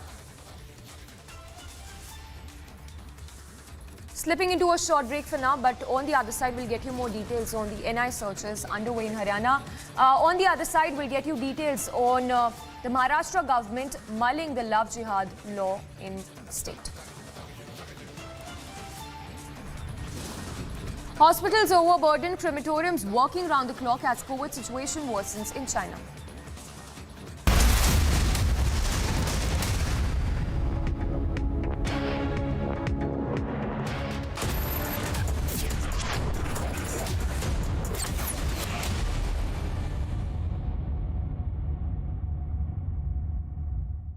आग को फैलने से रोकना मुश्किल है, पर नामुमकिन नहीं। अब फायरवॉल टेक्नोलॉजी के साथ सेंचुरी प्लाई क्लब प्राइम आग से बचाए। Amity has been ranked amongst the top 3% universities globally, a testimony to Amity's globally benchmarked quality. An unshakable belief, a 360-degree holistic model of development, and a strong team of 300 people is transforming millions of lives in rural Maharashtra. Build hope, we build aspiration, we allow them, we give them the tools with which to dream. Catch the second episode of Swadesh Foundation Swa Se Bane Des this weekend only on Republic TV. Yeah, Ajay, look at your dad. Will we be the same at his age? Absolutely yes, if we plan our future like him. How? My father had invested in LIC's Jeevan Akshay, which gives immediate and guaranteed annuity at regular intervals, that too for life. Wow. But do we have to wait until his age? Absolutely not. We recently invested in LIC's new Jeevan Shanti, which gives deferred annuity, which means regular income after some years. I see. LIC's annuity plans give 10 annuity options and flexibility in receiving regular income. LIC, हर पल आपके साथ. Ladies and gentlemen, you expected the puzzle, but for one person, this is not a game. Explain it to us, detective. Holy! Everyone is in danger. All right, when's the murder mystery start?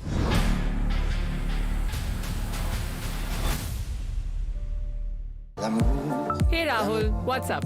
Hey, kicked about our first date? Of course. Benefits up to rupees 30,000 only at the Citroën C3 Carnival. Book today. India welcomes those who further India's pride across the globe. Indian diaspora, partners of New India's growth journey in Amrit Kaal. Come and be a part of the 17th Pravasi Bharati Divas from 8th to 10th January 2023 at Indore, Madhya Pradesh, India. For registration, log on to pbdindia.gov.in. Why did life test me? Why did it try to crush me, shake me, break me? Why me? Because it knew if I could take this test, I could take anything and say, that was easy.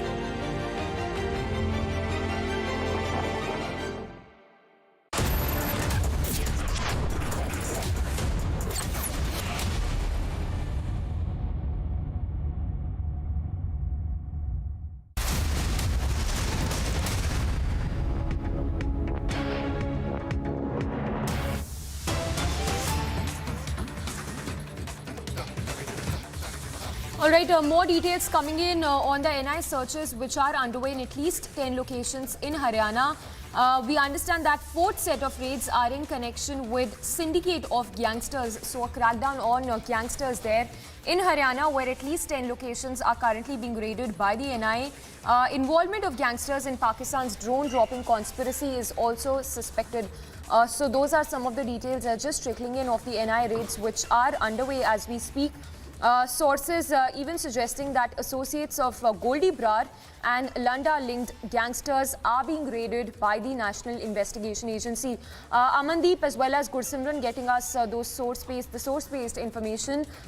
In fact, drug suppliers link is also under scanner of the National Investigation Agency is what we are given to understand. So NI raids underway in at least 10 locations. a crackdown on gangsters in Haryana. We also understand that associates, aides of Goldie Brar could be raided by the National Investigation Agency in Haryana. Gursimran live with us for more on that. Gursimran, if you could give us more details on what sources are telling you in relation to the NI raids underway. See, Samiksha, what we are getting to know from the sources that this is linked to the gangsters who were involved in the drone dropping module of Pakistan, that how Pakistan is dropping the consignment of narcotics as well as weapons into the Indian territory using drone, and this is picked by the gangsters and then handed over to the drug suppliers who for the drugs carry out the targeted killings as well as the terror attacks in the Punjab. So this is a module that is Punjab, the Pakistan, the gangsters in Punjab and the drug suppliers. This is the triangular connect that the agencies have established, and now they are looking into it.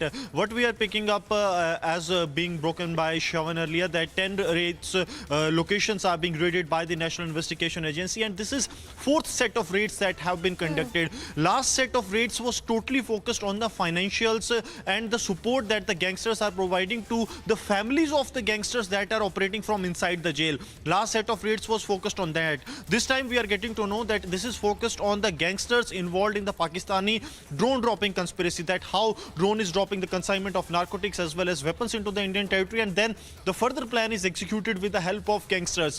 We couple of weeks back broke the story that how Pakistan is using the terrorists that are settled there, the Khalistani terrorists, be it Rinda, Vadawa Singh or Ranjit Nita and others, to get into touch with the gangsters in Punjab and to run a module-based terrorism in Punjab, where they use one of the group of gangsters to carry out an act of terror.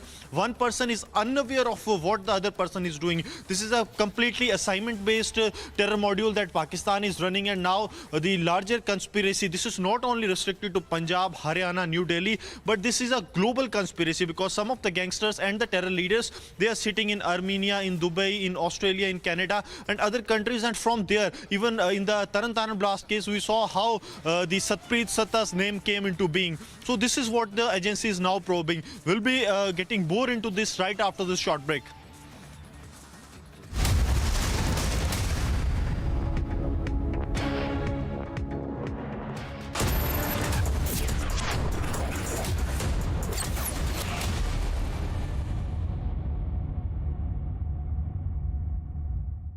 आग को फैलने से रोकना मुश्किल है पर नामुमकिन नहीं। अब फायरवॉल टेक्नोलॉजी के साथ सेंचुरी प्लाइड क्लब प्राइम आग से बचाए।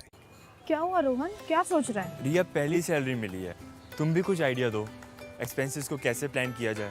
रोहन, एक्सपेंसेस के साथ साथ इन्वेस्टमेंट प्लान करना भी जरूरी है। देखो, सैलरी का कुछ हिस्सा करके रेगुलर खर्चे के लिए और कुछ मैं अपने लिए भी तो सोच सकता हूँ ना, लेकिन इन्वेस्ट कहाँ करूँ? सिंपल है, एनपीएस में। एनपीएस में? रिया, अभी तो मैंने कमाना शुरू किया है, इतना आगे के लिए अभी से क्यों पैसे जोड़ूं? वो देखो, एक एक करके ईंट जोड़ी जाती है, तब जाके एक घर तैयार होता है। वैसे ही अभी से पैसे जोड़कर हम भी अपना रिटायरमेंट सुखी बना सकते हैं। बात में तो दम है।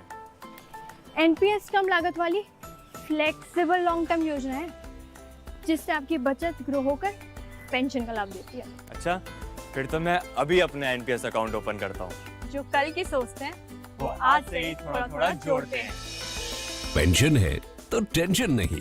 एनपीएस में निवेश बाजार जोखिमों के अधीन है।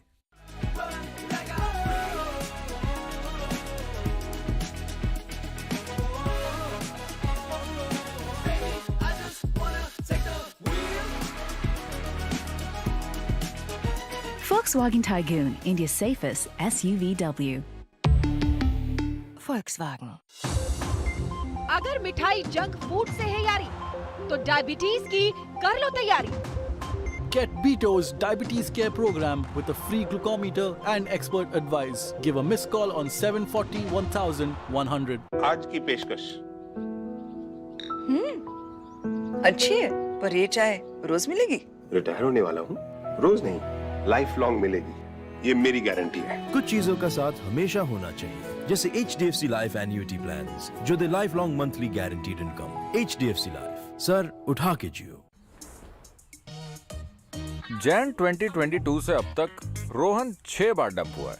हर गर्लफ्रेंड को एक्स के नाम से जो बुलाया, बट रोहन वो तो लहरा रहा है क्योंकि जियो मार्ट के ग्रैंड फिनाले सेल में शॉपिंग पर मिलेगा अप टू 80% ऑफ। तो साल जैसा भी गया हो, एंडिंग तो जबरदस्त होगी। Whenever I had ice cream or cold water, I would experience a sharp shooting sensation, so I just kept ignoring it. Even my hot chai was giving me the same amount of discomfort. My dentist recommended Sensodyne, so now I can be completely carefree and sip my hot cup of tea.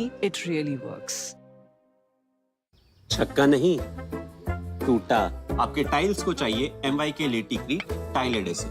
Formula ऐसा कि अब tile न टूटेगा न छूटेगा।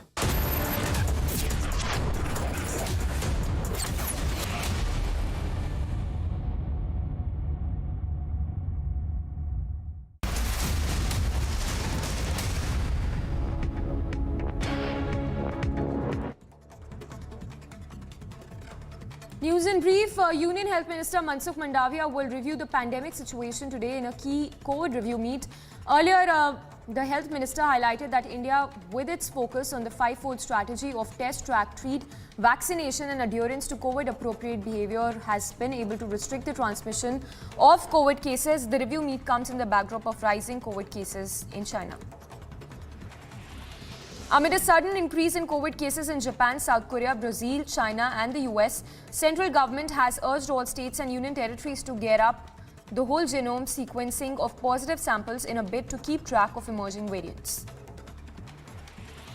Maharashtra Deputy Chief Minister Devendra Fadnavis has said that the love jihad cases are on a rise in the state, further stating that the Sena BJP government will take steps in interest of women. Amid the infighting reports, some followers of the BRS MLA staged Bethi Subhas Reddy staged protest against the Hyderabad mayor, raising slogans like "Go back, mayor." The incident occurred when the mayor arrived for the inauguration of the development works in the area, but was stopped by the supporters of the MLA.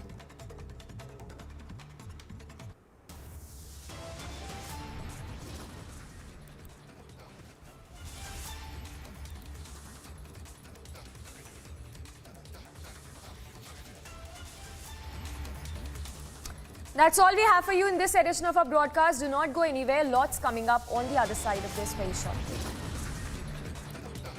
Another regressive move by the Taliban bans women from universities and higher education. In context of Shraddha case, Fadnavis says Maharashtra is studying love jihad laws in other states.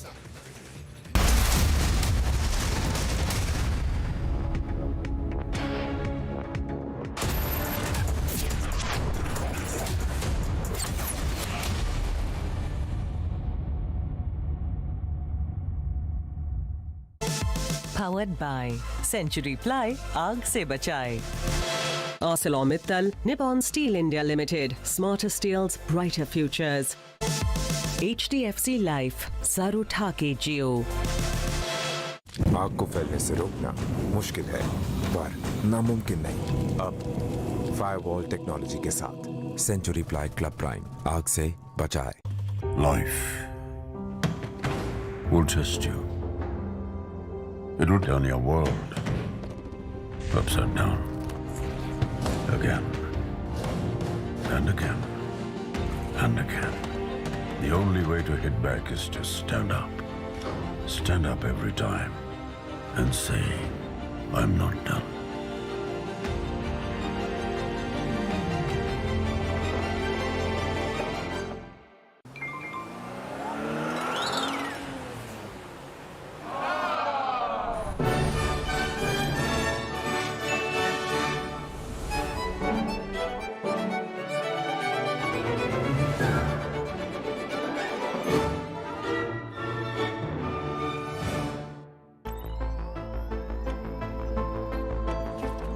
Everyone looks at the world today.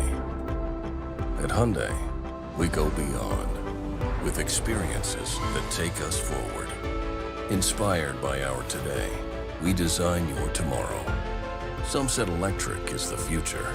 We said, why stop there? At Hyundai, we are going beyond mobility, and you are welcome to join us.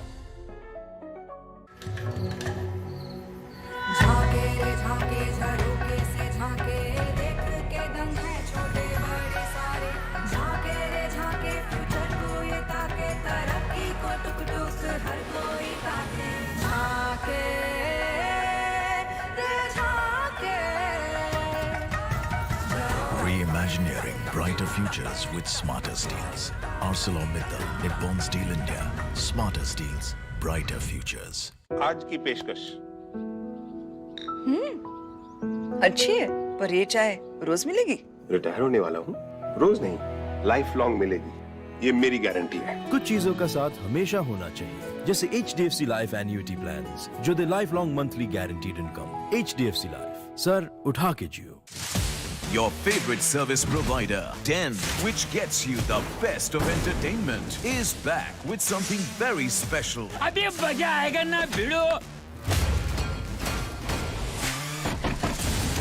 Your 3 favorite movie channels are bringing in super blockbuster films with features like wider picture and crystal clear sound straight to your home. Wow. Oh, I love that expression. To subscribe to your favorite channels, contact your local cable TV operator today or call 10 toll-free number 1-800-419-2020 now.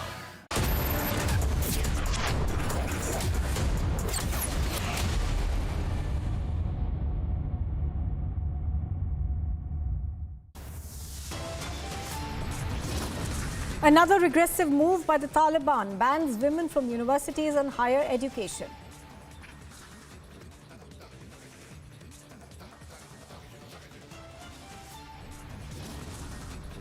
The Union Health Minister is to review the COVID-19 situation as cases witness a surge in multiple countries.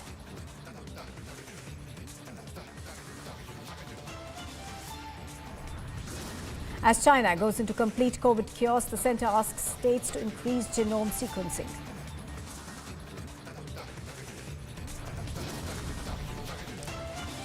In context of the Shraddha Walkar case, Devendra Fadnavis says Maharashtra is studying love jihad laws in other states.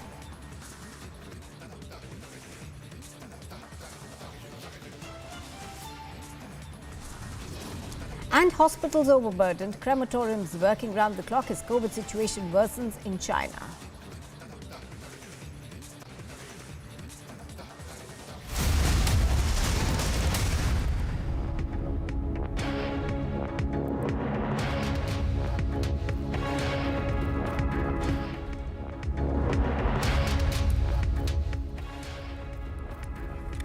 Good morning and welcome. You are watching live and breaking on Republic TV. I'm Nupur Talwar Suri. Now, the NIA has submitted in a special NIA court in Kochi that the banned PFI leaders in Kerala were in touch with some of the Islamic State and Al-Qaeda leaders. Now, this is while asking for more time for an investigation against the Popular Front of India leaders who were arrested after the organization was banned. The NIA also submitted that there is a secret wing of the PFI working to prepare a hit list of people belonging to other communities, and their activities were centered around the PFI office. So this is a claim that has been made by the National Investigation Agency in before the special NIA court at Kochi.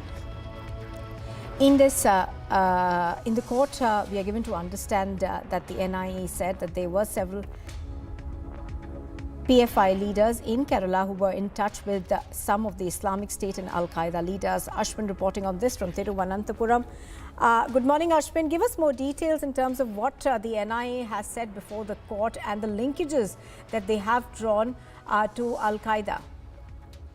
Nupur, about 14 PFI activists were arrested by the NIA on 22nd of September.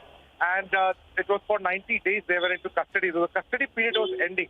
So as part of that procedure, NIA had approached the court in Kochi for extension of the, the custody.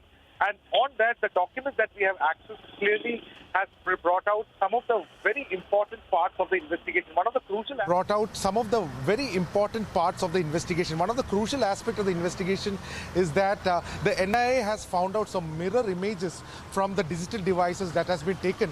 And what they say in this document is that there are voluminous data which indicates that some of the images includes literature from proscribed terrorist organization like ISIS.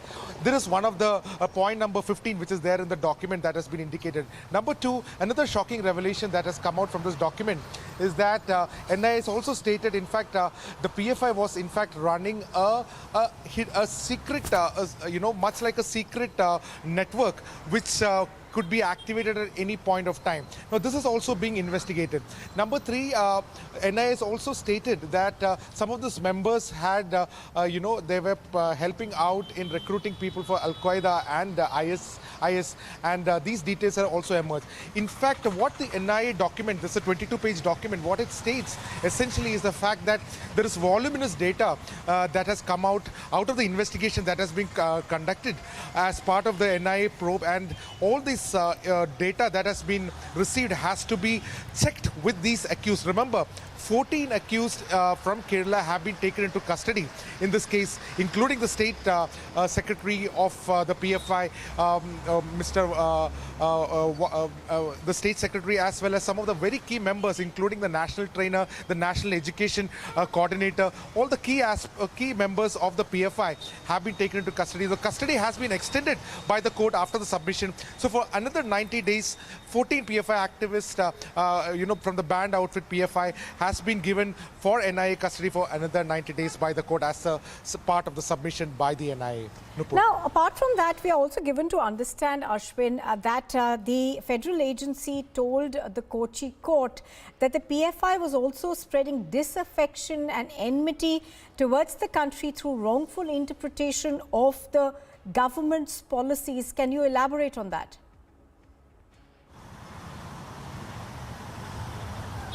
Well, in the initial document that was submitted as part of the remand of the 14 accused, this was clearly mentioned by the NIA. But, what is interesting is the fact that we are getting glimpses of what is the actual investigation that NIA has reached. One important take back from this entire investigation is that NIA has been able to collect some incriminating data. And this incriminating data includes some of the dubious financial transactions that has happened, and they are behind it. That is number one. Number two, they are able to connect that the PFI has been, as you rightly pointed out, PFI has been trying to create enmity between communities by targeting specific members of another community, and that thereby creating terror in the hearts of the people. This has also been mentioned in the document. And apart from that, what it essentially says is that there is a cohort of activities that has happened under the PFI. There are some of the secret activities also that has come out as part of PFI activities, part of the Popular Front of India's activities. And all this needs a detailed investigation, in fact, in-depth investigation. And the NIA has also mentioned the social media accounts of the PFI has also been under the scanner. Now, one more thing, Nupur, very, very important thing, what they have stated, and one of the points I clearly remember while going through this, what it says is that one of the accused who has been caught among the 14 is also linked to one of the registered ISIS case in Kerala, the Kanakamala case, and there has been some connection with that accused in the ISIS case. So this is an inside information that we have also got. So essentially saying NIA is deepening its investigation over this matter after the ban on the PFI, which essentially will find out more details. It will definitely, as the investigation progresses, we are sure we will be getting more information on how crucial this arrest has been and how crucial it will be to finally, come to substantiate the reason for the banning of the Popular Front of India. Nupur. All right. Of course, the special court has extended the remand of the 14 arrested leaders for about 90 days now. Ashwin bringing us all those details. Thank you very much for joining us.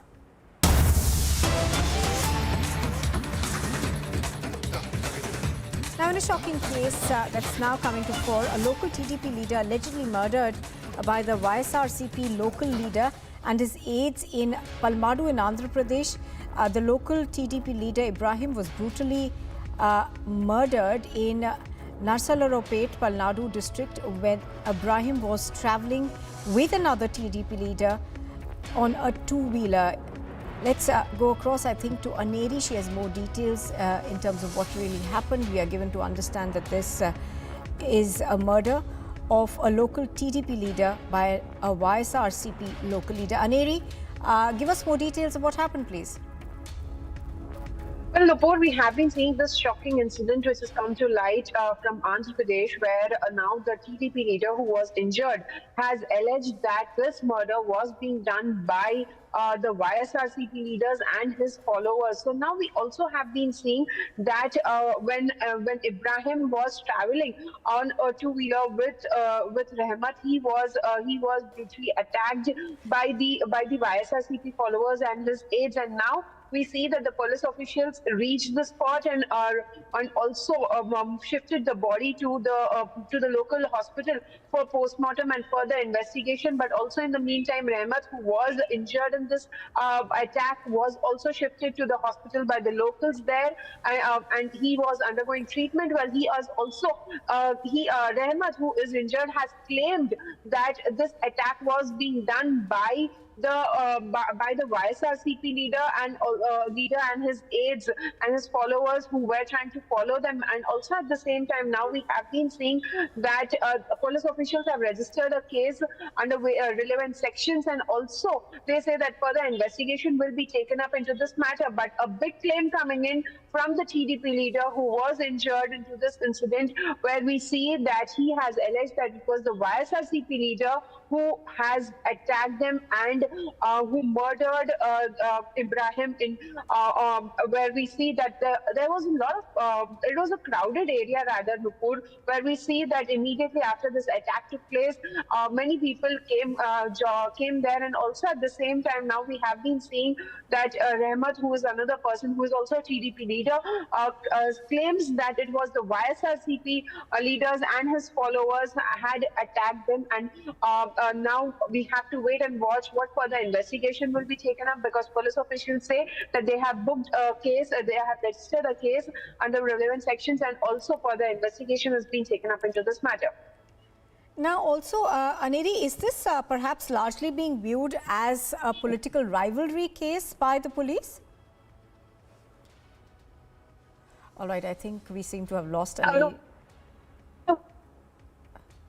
Well, yeah, her video seems to have frozen over there, but we'll get her back and get more details in terms of what happened. But what we are given to understand is that this is political rivalry, perhaps gone horribly wrong, where a murder has been reported of a local YSRCP leader.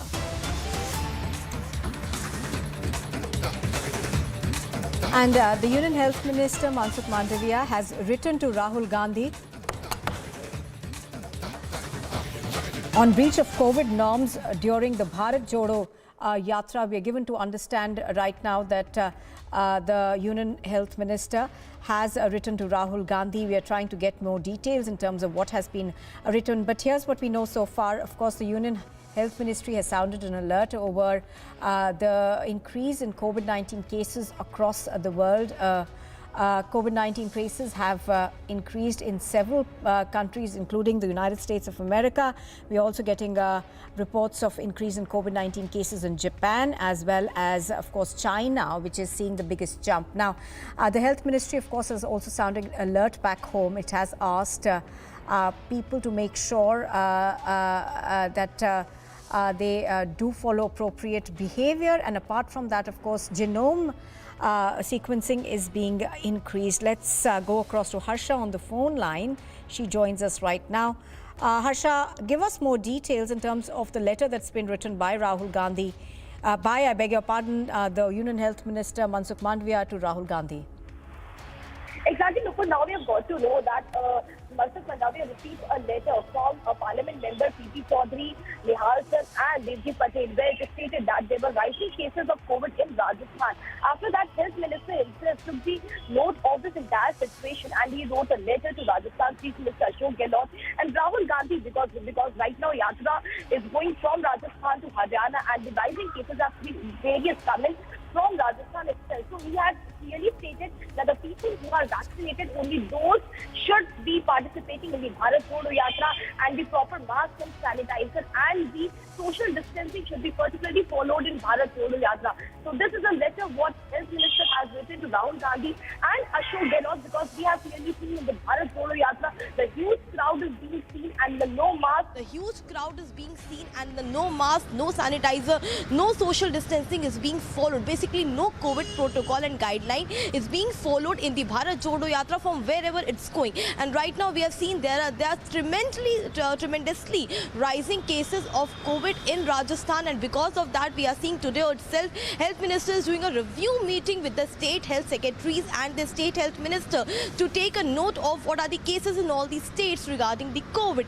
And this letter to Rahul Gandhi and Ashok Gehlot is in view of the rising cases, only that in Bharat Jodo Yatra no COVID guidelines is being followed, and they have to particularly follow all the COVID guidelines, which clearly states that no person who is not vaccinated should be participating in the Yatra, which is Bharat Jodo Yatra, which is going on in all these states, crossing from Rajasthan and reaching to Haryana and Delhi. Back to you, Nupur.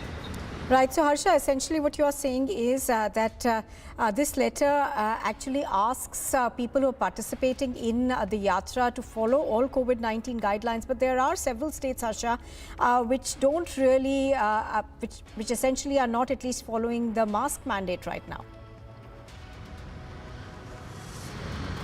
Exactly, Nupur. Now we have seen the Bharat Jodo Yatra started from Karnataka, from the down south, and wherever the Yatra has proceeded, be it Karnataka, be it Telangana, be it Madhya Pradesh, be it Rajasthan, nowhere mask was fully followed. Even the places where Rahul Gandhi's Jan Sabha were also being done, there was no mask, there was no sanitizer, there was no proper social distancing. Huge crowd could clearly be seen in the Bharat Jodo Yatra. Now when the cases in China and Japan are gearing up, and now genome sequencing has also been asked to enhance. Now several cases in the states, different states have come in notice that there are cases which are genuinely rising week and week.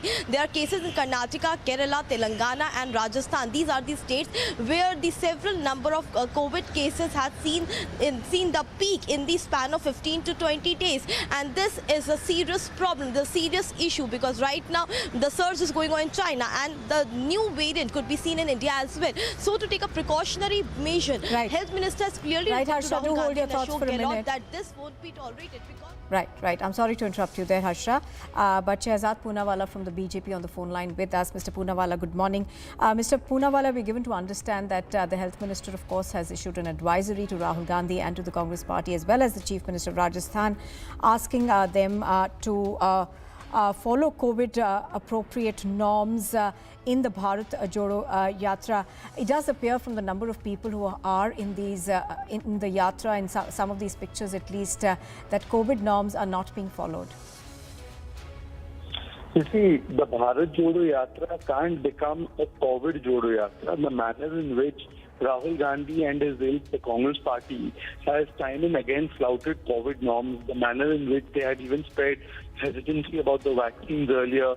There's no masking, there's no sanitizers being used, there's no checking whether the people who have gathered are vaccinated or fully vaccinated. So, it should not become a super spreader event. And we know that Rahul Gandhi is always very perturbed that now you can see the COVID surge taking place in China. So, there are some people who would always want that there would be a similar surge in India. There would always be some situation that takes place in India so that China, which is now facing a lot of flack, doesn't. And therefore, Rahul Gandhi should be a responsible citizen and he should ensure that COVID protocols are followed. The wave and the pandemic is not behind us yet. So it would be in the best interest of the people coming for this Yatra and for Rahul Gandhi to follow the COVID norms. And I think that has been reminded to him, and as a responsible MP, he must follow them. Right. Shehzad Poonawalla of the BJP over there saying that the Congress and Rahul Gandhi must follow COVID appropriate behavior. Do remember that there has been a surge in cases that's been reported in several countries. Of course, Mr. Poonawalla, thank you for joining us. We seem to have lost that audio connection with him.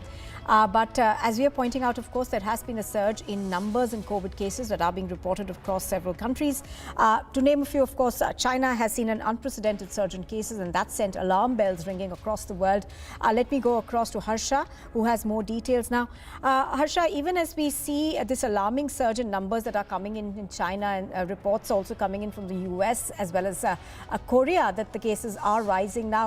Give us more details in terms of how the Union Health Ministry is hoping to be able to tackle this. Of course, they will perhaps now begin to at least sounding the alarm over large gatherings like this one, that we are seeing of the Bharat Jodo Yatra. लोगों को सारे protocol मानते हुए गए थे। मंडोविया के मैं पूछना चाहता है कि राहुल गांधी की पदयात्रा शायद आपको अच्छा नहीं लगते होंगे, लेकिन सारे हिंदुस्तान के लोग इसमें दिलचस्पी दिखा रहे हैं, शामिल हो रहे हैं, और इसके चलते बीजेपी की जो गोदी मीडिया की चलते जो प्रचार चलते थे उसमें भी अभी छेद आने लगी, क्योंकि सोशल मीडिया में छाए हुए हैं राहुल गांधी जी की भारत जोड़ो यात्रा, नफरत छोड़ो भारत जोड़ो, ये लोगों में काफी इसका असर हुए हैं, ये जानता है मोदी सरकार। इसलिए मंडोविया को तैनात किया गया कि कुछ बहाना बना के ये आम लोगों की निगाह भटकाया जाए। Well, that, of course, was Adhir Ranjan Chaudhary of the Congress Party targeting the government over this, saying that this is just fear of the government and the kind of response that the Bharat Jodo Yatra has got that is prompting the Health Minister to write to Rahul Gandhi. But do remember that there is quite an alarm that's been caused by the numbers that have now risen in terms of cases that are being reported across the world. China, of course, particularly leading this with the reports that are now coming out of the unprecedented surge we are seeing. There is also calls being made to make sure that appropriate measures are taken back home. Harsha, coming back to you now. All right, I think we've got Dr. Guha from the Congress Party also joining us on the phone line. Dr. Guha, good morning.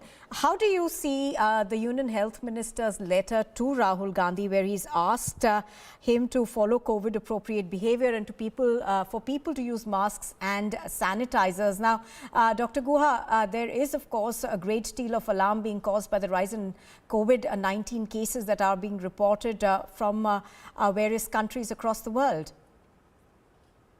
Morning, Nopur, to you and all the viewers.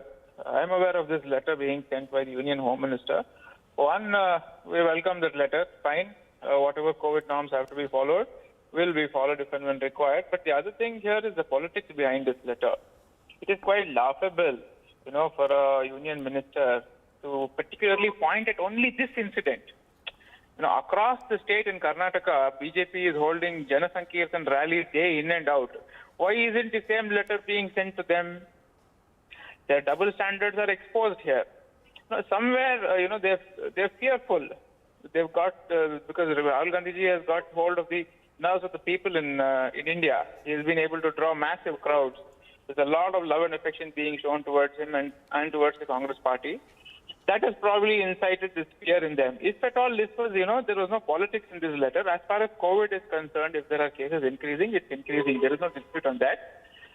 But if the concern was really for COVID, the same letter should have been sent to Karnataka as well, where BJP is holding rallies day in and out. How different is this from that? Right. Dr. Shankara Guha, thank you for joining us. So the Congress Party over there saying that, yes, we will follow those norms, but also pointing to the fact that there are other political parties which continue to hold meetings and rallies across, and also saying that they should also be sent letters like this one. I'm going to go back to Harsha on that one now. Harsha, even as, of course, there is quite a bit of alarm that's been caused due to the sudden spike in cases, also give us an overall view of how the government and the health ministry in particular is hoping to respond to this new threat.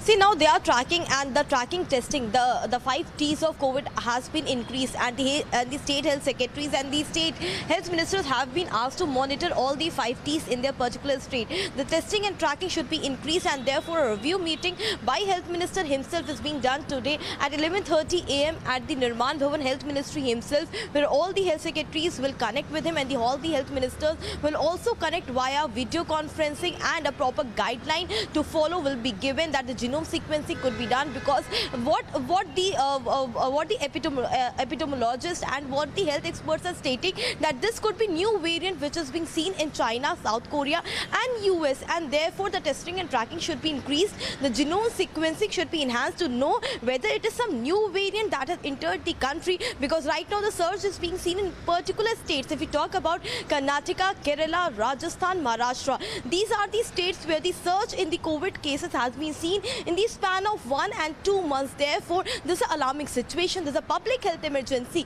and therefore Union Health Minister returned to Rahul Gandhi and Ashok Gehlot, because we have seen that people have joined Bharat Jodo Yatra from down south and they are now entering north, and no proper COVID protocol, COVID guidelines is being followed, and this is very risky and alarming situation, because if there are a number of rising cases in Karnataka, that's very sure that those people will come in Bharat Jodo Yatra, and it is infectious disease, and right now it is entering Rajasthan. Rajasthan COVID cases have risen in the span of 15 weeks. There are more than 2,500 cases right now in Rajasthan in the span of 15 days.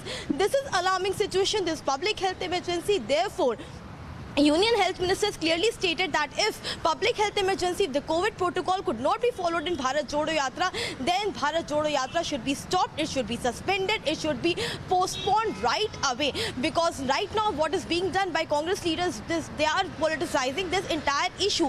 Because we have clearly seen when the COVID cases rise in the country, Congress leader and the opposition hits the ministry that what preparation they have done regarding COVID in the country. So right now taking the cognizance of the entire matter and taking the protocol and guidelines, following it right now is much better than facing the alarming situation later on. So therefore this letter means a lot, and right now today what the preparedness and review meeting is happening, we'll get more to know what states have been given to understand by the health ministry. Back to you, Nupur.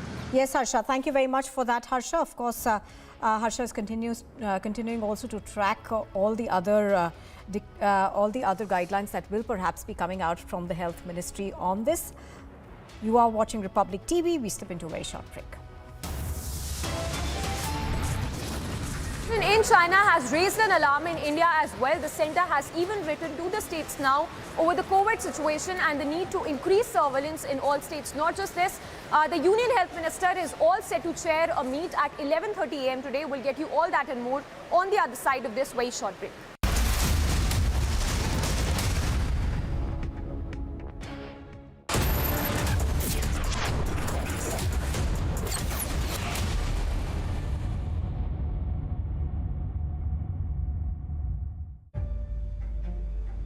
Ladies and gentlemen, you expected the puzzle, but for a one person, this is not a game. Explain it to us, detective.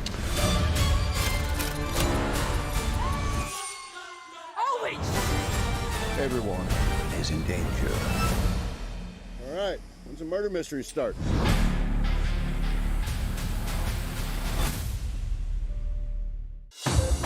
उठो, जागो, दौड़ो तुम। Diabetes को रोको तुम। Get Beto's Diabetes Care Program with a free glucometer and expert advice. Give a missed call on 740 1100. Pooja, you left the job and still so cool? Bro, new challenges bring new opportunities. Oh, really? Seriously, Rahul, my entire house, now it's an online retail store. Look. Wow. But money? Few years back, I'd invested my Diwali bonus. And now you have LIC's ULIP plan Nivesh Plus. Invest once, get the benefit of both life insurance and maximized returns based on market trends. One sec, Rahul. Madam, you are double cool. India welcomes those who further India's pride across the globe. Indian diaspora, partners of New India's growth journey in Amrit Kaal. Come and be a part of the 17th Pravasi Bharati Divas from 8th to 10th January 2023 at Indore, Madhya Pradesh, India. For registration, log on to pbdindia.gov.in. पढ़ता है, खेलता है, झूलता उछलता है, दौड़ता कभी कभी दौड़ कराता है, आगे आगे बढ़ता है इंडिया, अमूल दूध पीता है India. Hey boss. Rahul, how come you're here? Boss, Shahrukh ने बताया. Wait up. Booking a car service. booking a service from here. क्यों?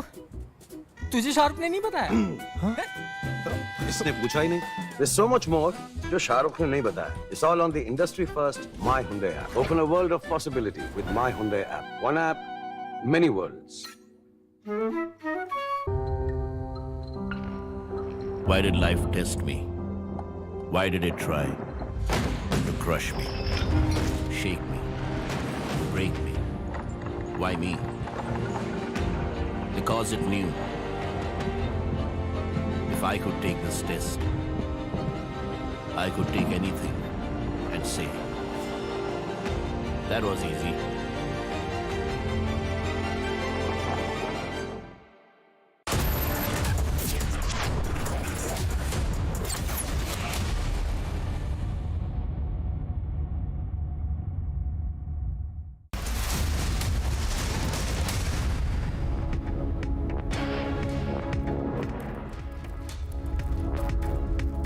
Welcome back. You are watching Republic TV, and the latest that we are getting right now is that the Congress President and the leader of the opposition in the Rajya Sabha, Mallikarjun Kharge, has staged a protest near the Gandhi statue outside Parliament. Now, the Congress wants a debate on China to be held in both houses of Parliament. And do remember that the Congress party has been pushing for a debate on what happened in Tawang for a while now. The government, of course, says that they have released a statement in both houses of Parliament, and since this is a matter of national security and there are a lot of sensitivities involved in this, they cannot debate it in Parliament. So politics, of course, continuing over the clash in Tawang that took place between the Chinese PLA soldiers and Indian Army Jawans in a height above Tawang. Let's go across, I think, to Piyush. What we can also show you is how Sonia Gandhi has also joined this protest, and they are raising slogans inside the Parliament, and they are demanding answers from the government on the issue of Parliament. You can see how the likes of Manish Tiwari, Rajiv Shukla, P. Chidambaram, Sonia Gandhi all have now joined this protest march. Mr. Tiwari, what is this protest all about? If you can tell us, what is this protest all about?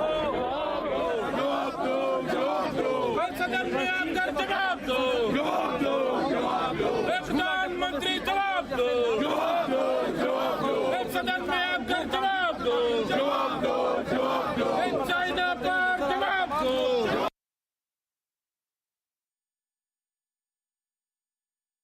All right, so that's the protest that is taking place outside Parliament. It's taking place near the Gandhi statue over there. Of course, we had earlier seen a call that was given out by the Congress party for all other opposition parties also to join in this protest, to ask the government to have a debate on the situation on the border with China.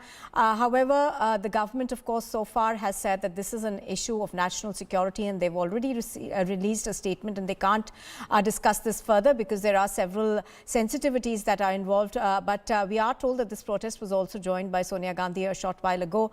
The protests are still continuing. I'm going to try and go across to Piyush Mishra. Piyush, the opposition, of course, has been constantly staging walkouts and wanting the government to debate on this issue and to hold a discussion. But the government, on its part, has maintained that they've already issued a statement on this in both houses of Parliament, and they don't see the need for a debate. Also, the opposition, of course, not letting any other work progress. Well, certainly this is not the first time that opposition political parties are creating disruption inside the House. Earlier also we have seen how opposition has been protesting on the very day when the discussion on China issue was to take place. On that particular day, Rajnath Singh, Defence Minister, had made a thorough statement on the clash which took place in Tawang between India and Chinese forces. But opposition political parties continue to politicize the entire issue. Once again, we are seeing as to how opposition is protesting in this time time outside the parliament in front of Gandhi statue, where they are demanding that government must break its silence and speak on the issue of China, and a detailed discussion should take place. When we asked from Manish Tiwari of Congress Party as to why the Congress is continuously disrupting the house inside the parliament, Manish Tiwari is stressing on one fact, that he does not want, the Congress Party does not want a statement, but they want a debate on this entire issue on India-China clash which took place on the border, and that is why they are protesting in front of Gandhi statue. We'll have to wait and watch for how long this disruption will continue. But right now, as we are speaking, Congress Party delegation led by delegation of opposition political parties led by Congress Party is protesting in front of Gandhi statue. Sonia Gandhi has also joined this protest. Mallikarjun Kharge, who is Congress president, he is also taking part in that particular protest. And this protest is taking place at a time when the opposition has been creating ruckus inside the parliament, demanding a thorough debate on the China issue. Now, Piyush, of course, yesterday there was a meeting of the BJP's parliamentary party, which was headed by the Prime Minister. Give us more details in terms of how they're planning to be able to deal with this. What's happening in China. Thank you so much.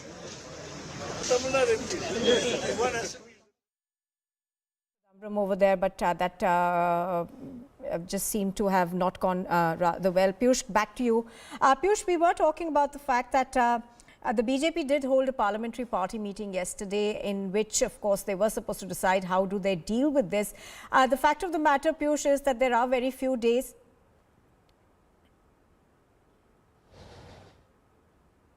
Demands that it has to be dealt with iron hands, and the minimum demand that we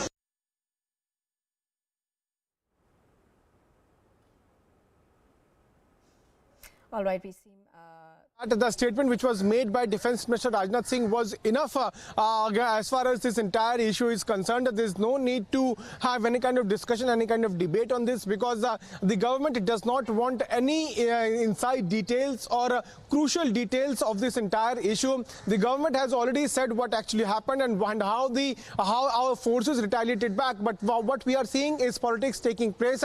Not only the Congress Party, but also we are seeing how Aam Aadmi Party, almost all opposition political parties coming out and questioning our defense forces, questioning the government over this entire issue. And today what we are now seeing is opposition delegation led by Congress Party. It's the 12 opposition political parties delegation which is right now protesting in front of Gandhi statue, where they are demanding that a thorough debate should take place on China issue. And this is coming at a time when the government has made it very clear that no extra thing or any other statement needs to be made when a Defence Minister Rajnath Singh has already clarified this stand of a country and what actually happened there, and there is no need to add anything further on that particular issue. But we are seeing how politics continues to take place. Rahul Gandhi, a couple of days back, he also addressed a press conference. You would remember, Nupur, the kind of derogatory words he used for armed forces.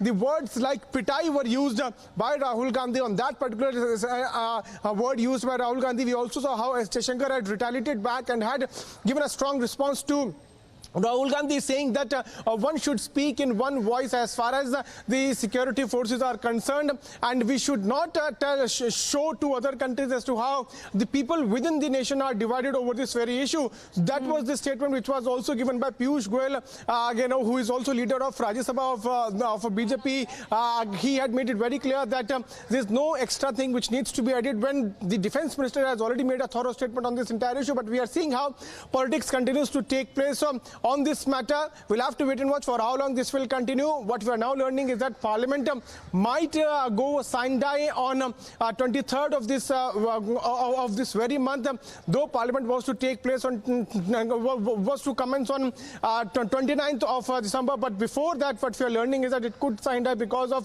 the week-long holidays. And before that, Congress Party wants to ensure that it raises this issue, and that is why today we are looking at this massive protest being carried out by the 12 opposition political parties, which is being led by Congress Party. Today we are also seeing Sonia Gandhi taking part in this very protest. All right, so the opposition wanting to make as much political capital as they can, Piyush, before, as you said, both houses of parliament are adjourned. But coming back to you, Piyush, in terms of the number of parties that are participating in this, is there seeming to at least be a consensus from all political parties, or rather all opposition parties, on this issue? Well, there are few, barring Aam Aadmi Party. We have not seen any representative from Aam Aadmi Party in that particular protest. But yes, there are 12 opposition political parties like IUML, IAA, DMK, also Samajwadi Party, BSP, Congress, and also few political parties from down south. At least 12 opposition political parties have joined hands to protest against the government, and they are the one who have been demanding a thorough discussion on the China debate. As we are speaking, the protest is right now underway at the Gandhi statue, where they are holding placards like, when will the government break its silence on the China issue? Why detailed discussion is not taking place on this entire matter? They're also asking that why not detailed debate also took place on the floor of the House when Rajnath Singh made the statement on the China clash issue. In fact, they are also stressing upon the fact that Prime Minister should also be present, and in front of Prime Minister, detailed discussion should take place on this very issue. But the point here is that when the government has already made a thorough statement and has clarified what our forces did and how did we pushed back the China forces, why political parties continue to do politics, that's the big question. As we are speaking, Sonia Gandhi is also present there. The likes of Manish Tiwari, Rajiv Shukla, leaders from DMK, and also leaders from Samajwadi Party, they are present. And as we are speaking, the protest is still on there at Gandhi statue right in front of Parliament. Absolutely. Do stay with us, Piyush. Of course, pictures on your screen are coming to you from outside Parliament. This is the Gandhi statue area where political parties led by the Congress are protesting against the government. They want the government to discuss what happened in Tawang with opposition parties. We are also continuously bringing you voices of various leaders. But let's quickly listen into a report that was filed by Piyush earlier. 12 opposition political parties led by Congress Party are right now protesting right in front of Mahatma Gandhi statue in Parliament. Right behind me you can see the visuals of these political parties who are now getting out of this protest march. But we can also show you as to how Sonia Gandhi has also joined this protest. They are raising slogans inside the Parliament, and they are demanding from the government on the issue of Parliament. You can see how the likes of Manish Tiwari, Rajiv Shukla, P. Chidambaram, Sonia Gandhi all have now joined this protest march. Mr. Tiwari, what is this protest all about? If you can tell us, what is this protest all about? Yes, to demand a discussion in Parliament on China. That's the government is saying that a detailed statement has already been made on the floor of your house. I think there's a distinction between a statement and a demanding is a debate in the House. So the opposition political parties are now demanding a discussion. They are demanding a debate. You can also see as to how they are holding multiple placards. Sonia Gandhi can also be seen in this protest, which is right now underway here inside the Parliament. Well, senior opposition leaders, of course, are joining this protest. Pictures on your screen are of all these opposition parties, which are about 12 in number, who have now joined this protest. Now, the only party that seems to be missing. I mean, the silliness and the pettiness of the government is clearly shown from these kind of actions they are trying to take against the Bharat Jodo Yatra, which is obviously having an impact on the ground. Talking about, is any flights related to China, not to direct flight we have, but related to China via China flights to be monitored strictly in India? See, I really do not know the ground reality in China. China is a tremendously opaque society. We really do not know what's happening there. Their information is not very open. They don't really communicate about what's really happening. But this is really up to our diplomatic corps to give a correct update to the government here about the situation in China and then to take appropriate steps. We definitely do not want to have another breakout of the pandemic in India, and we should do everything we can to prevent it. But I really do not know the ground reality of what's happening in China. Thank you so much. Karthi Chidambaram over there talking about, I think he began by talking about the letter that's been written by the Health Minister to Rahul Gandhi over the Bharat Jodo Yatra. Of course, the Congress party says that the government seems overly worried about the numbers it's attracting. But apart from that, of course, there is also the fact that there is a surge in COVID numbers. But just coming back to what you're seeing on your screens right now, this is a protest that's taking place outside of Parliament. Opposition parties joining in this protest. The Congress party, of course, leading it. Sonia Gandhi was also present, as was Mallikarjun Kharge. The opposition wants a debate. The government says a statement has been made. You are watching Republic TV. We slip into a very short break. On the other side, we bring you more news. We also get you the latest on the COVID situation. The Union Health Minister will be reviewing the COVID-19 situation as cases witness a surge in multiple countries.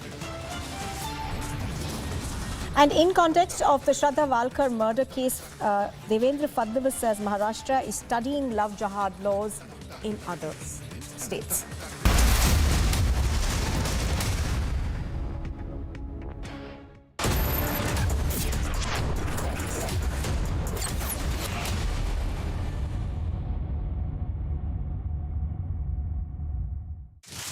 Your favorite service provider, 10, which gets you the best of entertainment, is back with something very special. अभी मजा आएगा ना भिड़ो. Your 3 favorite movie channels are bringing in super blockbuster films with features like wider picture and crystal clear sound straight to your home. Wow. Oh, I love that expression. To subscribe to your favorite channels, contact your local cable TV operator today or call 10 toll-free number 1-800-419-2020 now. Here, gravity and physics don't call the shots, and sound travels slower than you. This is a different kind of place. That's why we're looking for different kind of people, for whom excellence is not a job, but a way of being, be it in the sky or on the ground. We are looking for an invincible team of invincible people. People who are a cut above. Join the Indian Air Force to be a cut above. पढ़ता है, खेलता है, झूलता उछलता है, दौड़ता कभी कभी दौड़ कराता है, आगे आगे बढ़ता है इंडिया, अमूल दूध पीता है India. Hey Rahul, what's up? Hey, kicked about our first date? Of course. Benefits up to rupees 30,000 only at the Citroën C3 Carnival. Book today. Time पे खा लेना. और कल सुबह अपॉइंटमेंट है, भूलना मत. अरे 2 दिन के लिए तो जा रहे हो. हाँ, लेकिन ख्याल तो पूरी जिंदगी रखूंगा ना. HDFC Life Annuity Plans के Joint Life Feature के साथ रखिए अपनों का ख्याल हमेशा. HDFC Life, सर उठा के जियो. झाके रे झाके झरोके से झाके, देख के दम है छोटे बड़े सारे, झाके रे झाके फ्यूचर को ये ताके, तरक्की को टुक टुक हर कोई ताके, झाके रे झाके. Reimagineering brighter futures with smarter steels. ArcelorMittal, Nippon Steel India. Smarter steels, brighter futures. Magnificent picture, magnificent sound, magnificent experience. Magnifique. High performance TVs by iWide Japan. Now in India.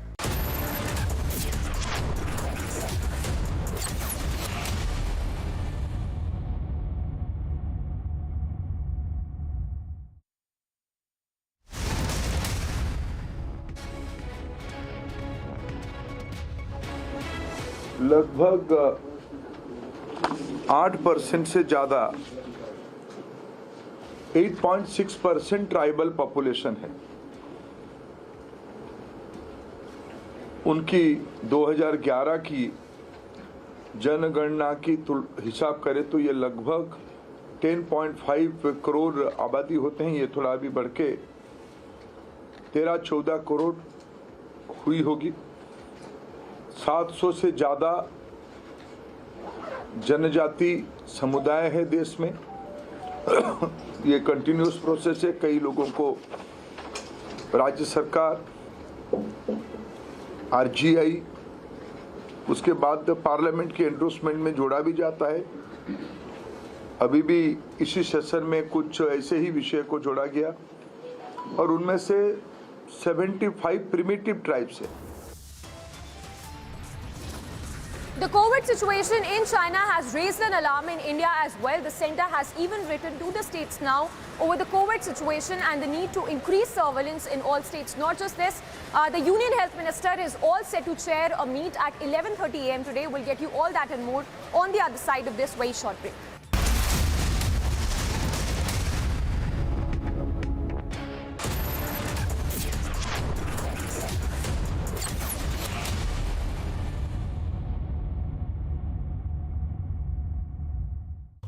Life will test you. It will turn your world upside down. Again. And again. And again. The only way to hit back is to stand up. Stand up every time. And say, I'm not done.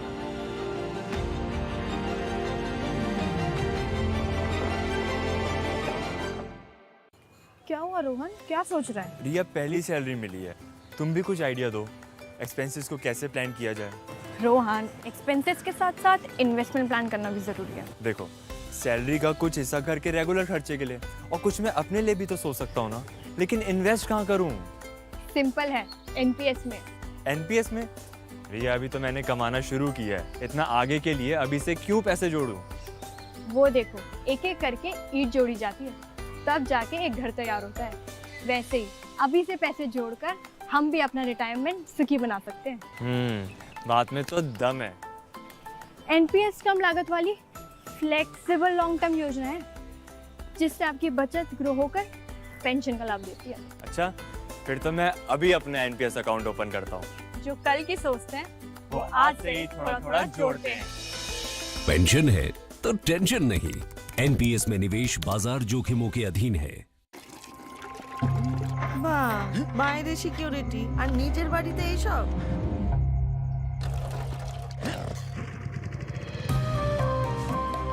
दादा, बचा लिया आपने. बेफिक्र कोलकाता जाओ, interview अच्छा ही होगा. हर बंद राह ओपन हो सकती है. लगता है सिर्फ दिल. एक्सिस बैंक, दिल से open.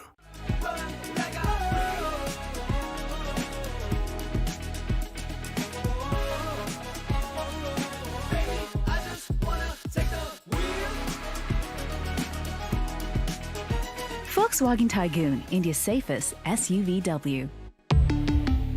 Volkswagen. Tonight, a murder will be committed. If anyone can name the killer, that person wins our game. This is truly delightful. Holy There has been a murder. For one person, this is not a game. The killer wouldn't hesitate to kill again. You must be really great at clues. I'm very bad at dumb things. Glass Onion, a Knives Out mystery.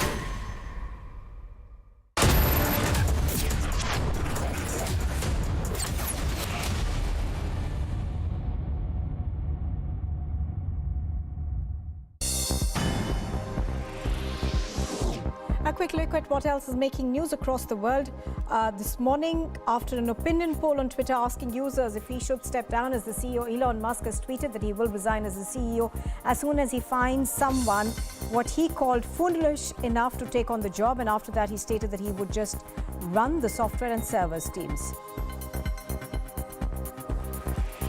Reports suggest that the Ukrainian President Volodymyr Zelensky is planning a visit to Washington on Wednesday and may meet the US President Joe Biden at the White House and visit the US Congress. Female students have been banned from private and public universities in the latest edict cracking down on women's rights and freedoms. Despite initially promising a more moderate rule respecting rights for women and minorities, the Taliban have widely implemented their strict interpretation of Islamic law. The US State Department has slammed the Taliban after the Afghan government banned women from private and public universities in Afghanistan. The Taliban have banned girls from middle school and high school, restricted women from most employment and ordered them to wear head-to-toe clothing in public. Women are also banned from parks and gyms. Imposing accountability measures on the Taliban, and I suspect, just as we have coordinated with this messaging, many of our partners will be doing the same. The Democratic-controlled House Ways and Means Committee has voted along party lines to publicly release a report on years of Donald Trump's tax returns, which the former president has long tried to shield. Now that lawmakers have voted to move forward with plans to release the returns, it's unclear how quickly that would happen. This committee should always be voting and knowing exactly what we are releasing, certainly in text and to the public. In the second point, maybe more practical, and can you please advise us now on what, now that these documents will be made public, what members of Congress may say when this business meeting concludes?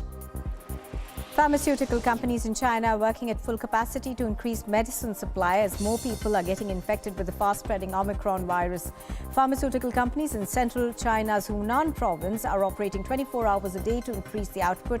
At the same time, in Beijing, companies are operating 24 hours non-stop delivery to ensure medicine could be delivered within 4 hours. Migrants have gathered at the Mexico-US border as the pandemic-era restrictions were due to expire. Tensions remained high at the border amid uncertainty over the future of restrictions, with the Biden administration asking the Supreme Court not to lift curbs before Christmas. A powerful earthquake that residents have described as violent rocked a rural stretch in Northern California coast, leaving 11 people injured and 70,000 without power as a rainstorm was about to roll in. A parade to celebrate the Argentine World Cup champions was abruptly cut short as millions of people poured into thoroughfares, highways and overpasses in a chaotic attempt to catch a glimpse of the national team that won one of the greatest World Cup finals of all time. And fans clashed with police in Buenos Aires after a day of celebrations for the national soccer team's return home with the World Cup trophy. Clashes started after police moved to arrest several fans who had broken into the obelisk monument. Fans hurled stones and glass bottles at police as they counter-attacked with rubber bullets and water cannons. You are watching Republic TV. On the other side, the Union Home Minister is to review the COVID-19 situation as cases witness a surge in multiple countries. And in the context of the Shraddha Walkar murder case, Fadnavis says Maharashtra is studying love jihad laws in other states.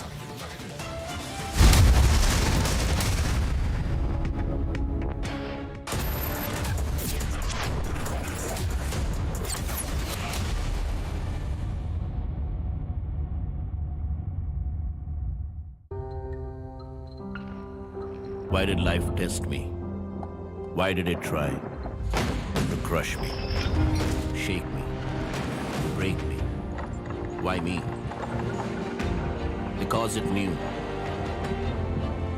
if I could take this test, I could take anything and say, that was easy.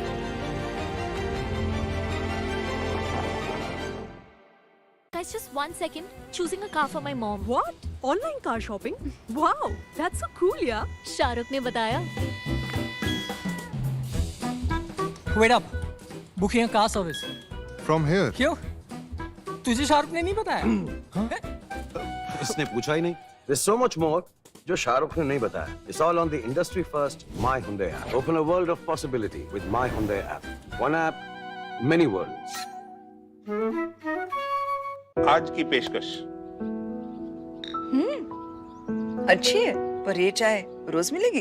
Retire होने वाला हूँ, रोज नहीं, life long मिलेगी. ये मेरी guarantee है। कुछ चीजों का साथ हमेशा होना चाहिए, जैसे HDFC Life Annuity Plans, जो दे lifelong monthly guaranteed income. HDFC Life, सर उठा के जियो. India welcomes those who further India's pride across the globe. Indian diaspora, partners of New India's growth journey in Amrit Kaal. Come and be a part of the 17th Pravasi Bharati Divas from 8th to 10th January 2023 at Indore, Madhya Pradesh, India. For registration, log on to pbdindia.gov.in.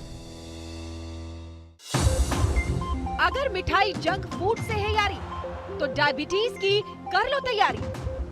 Get Beto's Diabetes Care Program with a free glucometer and expert advice. Give a missed call on 740 1100.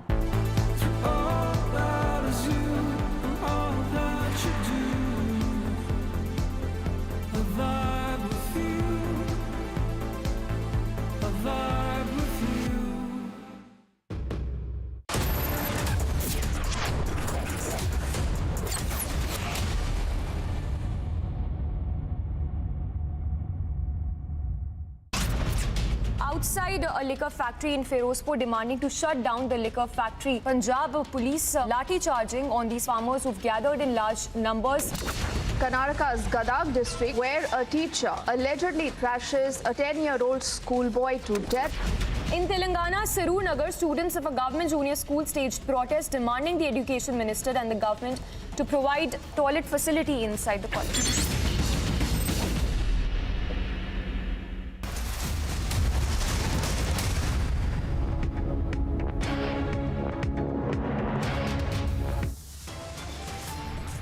There's top headlines right now. Chinese troops push back. Government sends record raid, but opposition politics continues.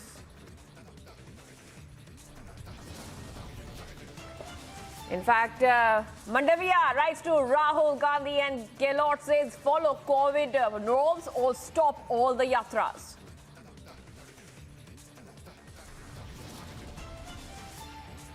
Brazen violation of COVID norms and Rahul's Gaza. BJP now calls it COVID Joro Yatra.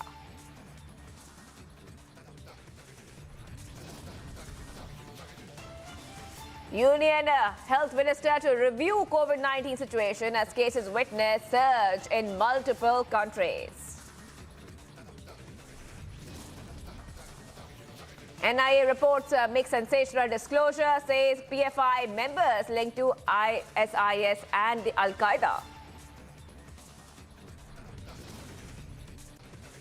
Another regressive move by the Taliban bans women from universities and higher education.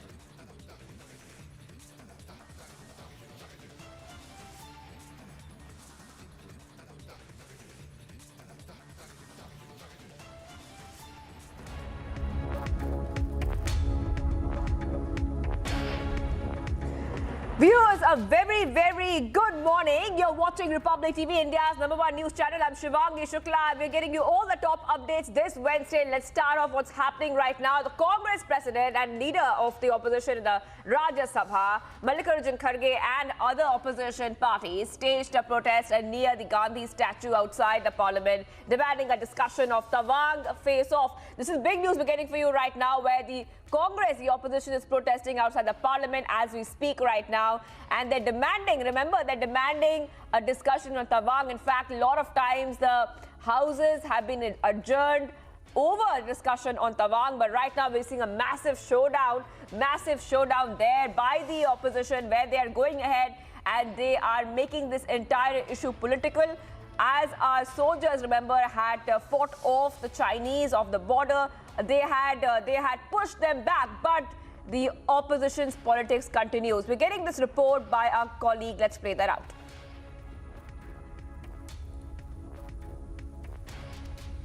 12 opposition political parties led by Congress party are right now protesting right in front of Mahatma Gandhi statue in Parliament. Right behind me you can see the visuals of these political parties who are now getting out of this protest march. But we can also show you as to how Sonia Gandhi has also joined this protest. They are raising slogans inside the Parliament and they are demanding from the government on the issue of Parliament. You can see how the likes of Manish Tiwari, Rajiv Shukla, P. Chidambaram, Sonia Gandhi all have now joined this this protest march. Mr. Tiwari, what is this protest all about? If you can tell us, what is this protest all about? Protest is to demand a discussion in Parliament on China. That's what the protest is all about. The government is saying that a detailed statement has already been made on the floor of your house. I think there's a distinction between a statement and a debate. What we are demanding is a debate in the House. So the opposition political parties are now demanding a discussion. They are demanding a debate. You can also see as to how they are holding multiple placards. Sonia Gandhi can also be seen. The protest which is right now underway here inside the Parliament. सबसे पहले सबसे बड़ा मुद्दा तो India China का issue है। इतने सारे बॉर्डर डिस्प्यूट्स चल रहे हैं और हमारी सरकार जो है किसी तरीके की जवाबदेही जो होनी चाहिए वो तय नहीं हो पा रही है। हम बार बार कह रहे हैं इस पर चर्चा होनी चाहिए। एक तरफ चाइना हम पर वार कर रहा है, हमारे सैनिकों को आकर बार बार बॉर्डर पे कन्फ्रंट कर रहा है। दूसरी तरफ हमारा ट्रेड व्यापार जो बढ़ रहा है चाइना के साथ, second largest partner trading partner हमारा है तो चाइना है। 29% इंक्रीज़ हुआ है पिछले 8 सालों में। गलवान के बाद उम्मीद थी कि ये ट्रेड ख़त्म होगा, पर वो ट्रेड और बढ़ा है। तो ये सवाल पूछना लाजमी है कि आप एक तरफ आत्मनिर्भर भारत की बात करते हैं, दूसरी तरफ हम बॉर्डर पे इस तरीके का विवाद देख रहे हैं और आप इसके बारे में चर्चा नहीं करने दे रहे हैं। क्या हमारे सैनिकों को और हमारी सैनिकों की तरफ जिम्मेदारी नहीं है कि वो बार बार बॉर्डर पे लड़ रहे हैं, निहत्ते कभी कभी लड़ते हैं, कभी मुश्किलों का सामना कर रहे हैं और हमारी जो सरकार है उनकी किसी तरीके की जवाबदेही नहीं दे रही। From the beginning of the session, the Chinese aggression, which was not actually duly attended, had been the uproar from the opposition party, and everybody from the opposition party demands that it has to be dealt with iron hands. And the minimum demand that our floor leader had put to the party, legislative speaker, is that we should be allowed a discussion on it, and we were not allowed on it. So the major protest is regarding the throat of democracy being not allowed to voice their opinion. Also, Chinese aggression is not an easy thing to be dealt with diplomatic ties or talks or whatever it is. So it had to be dealt with iron hand. And the recent aggression is needed to be addressed in the G20 summit also.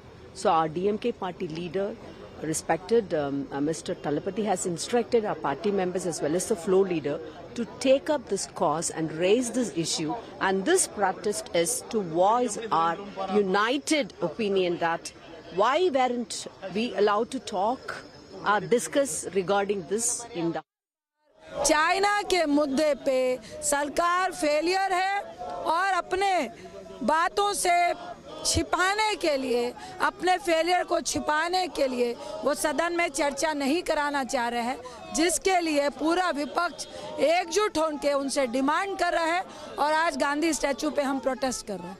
वहीं स्मृति ईरानी जी का कहना है कि allegation लगाया है उन्होंने।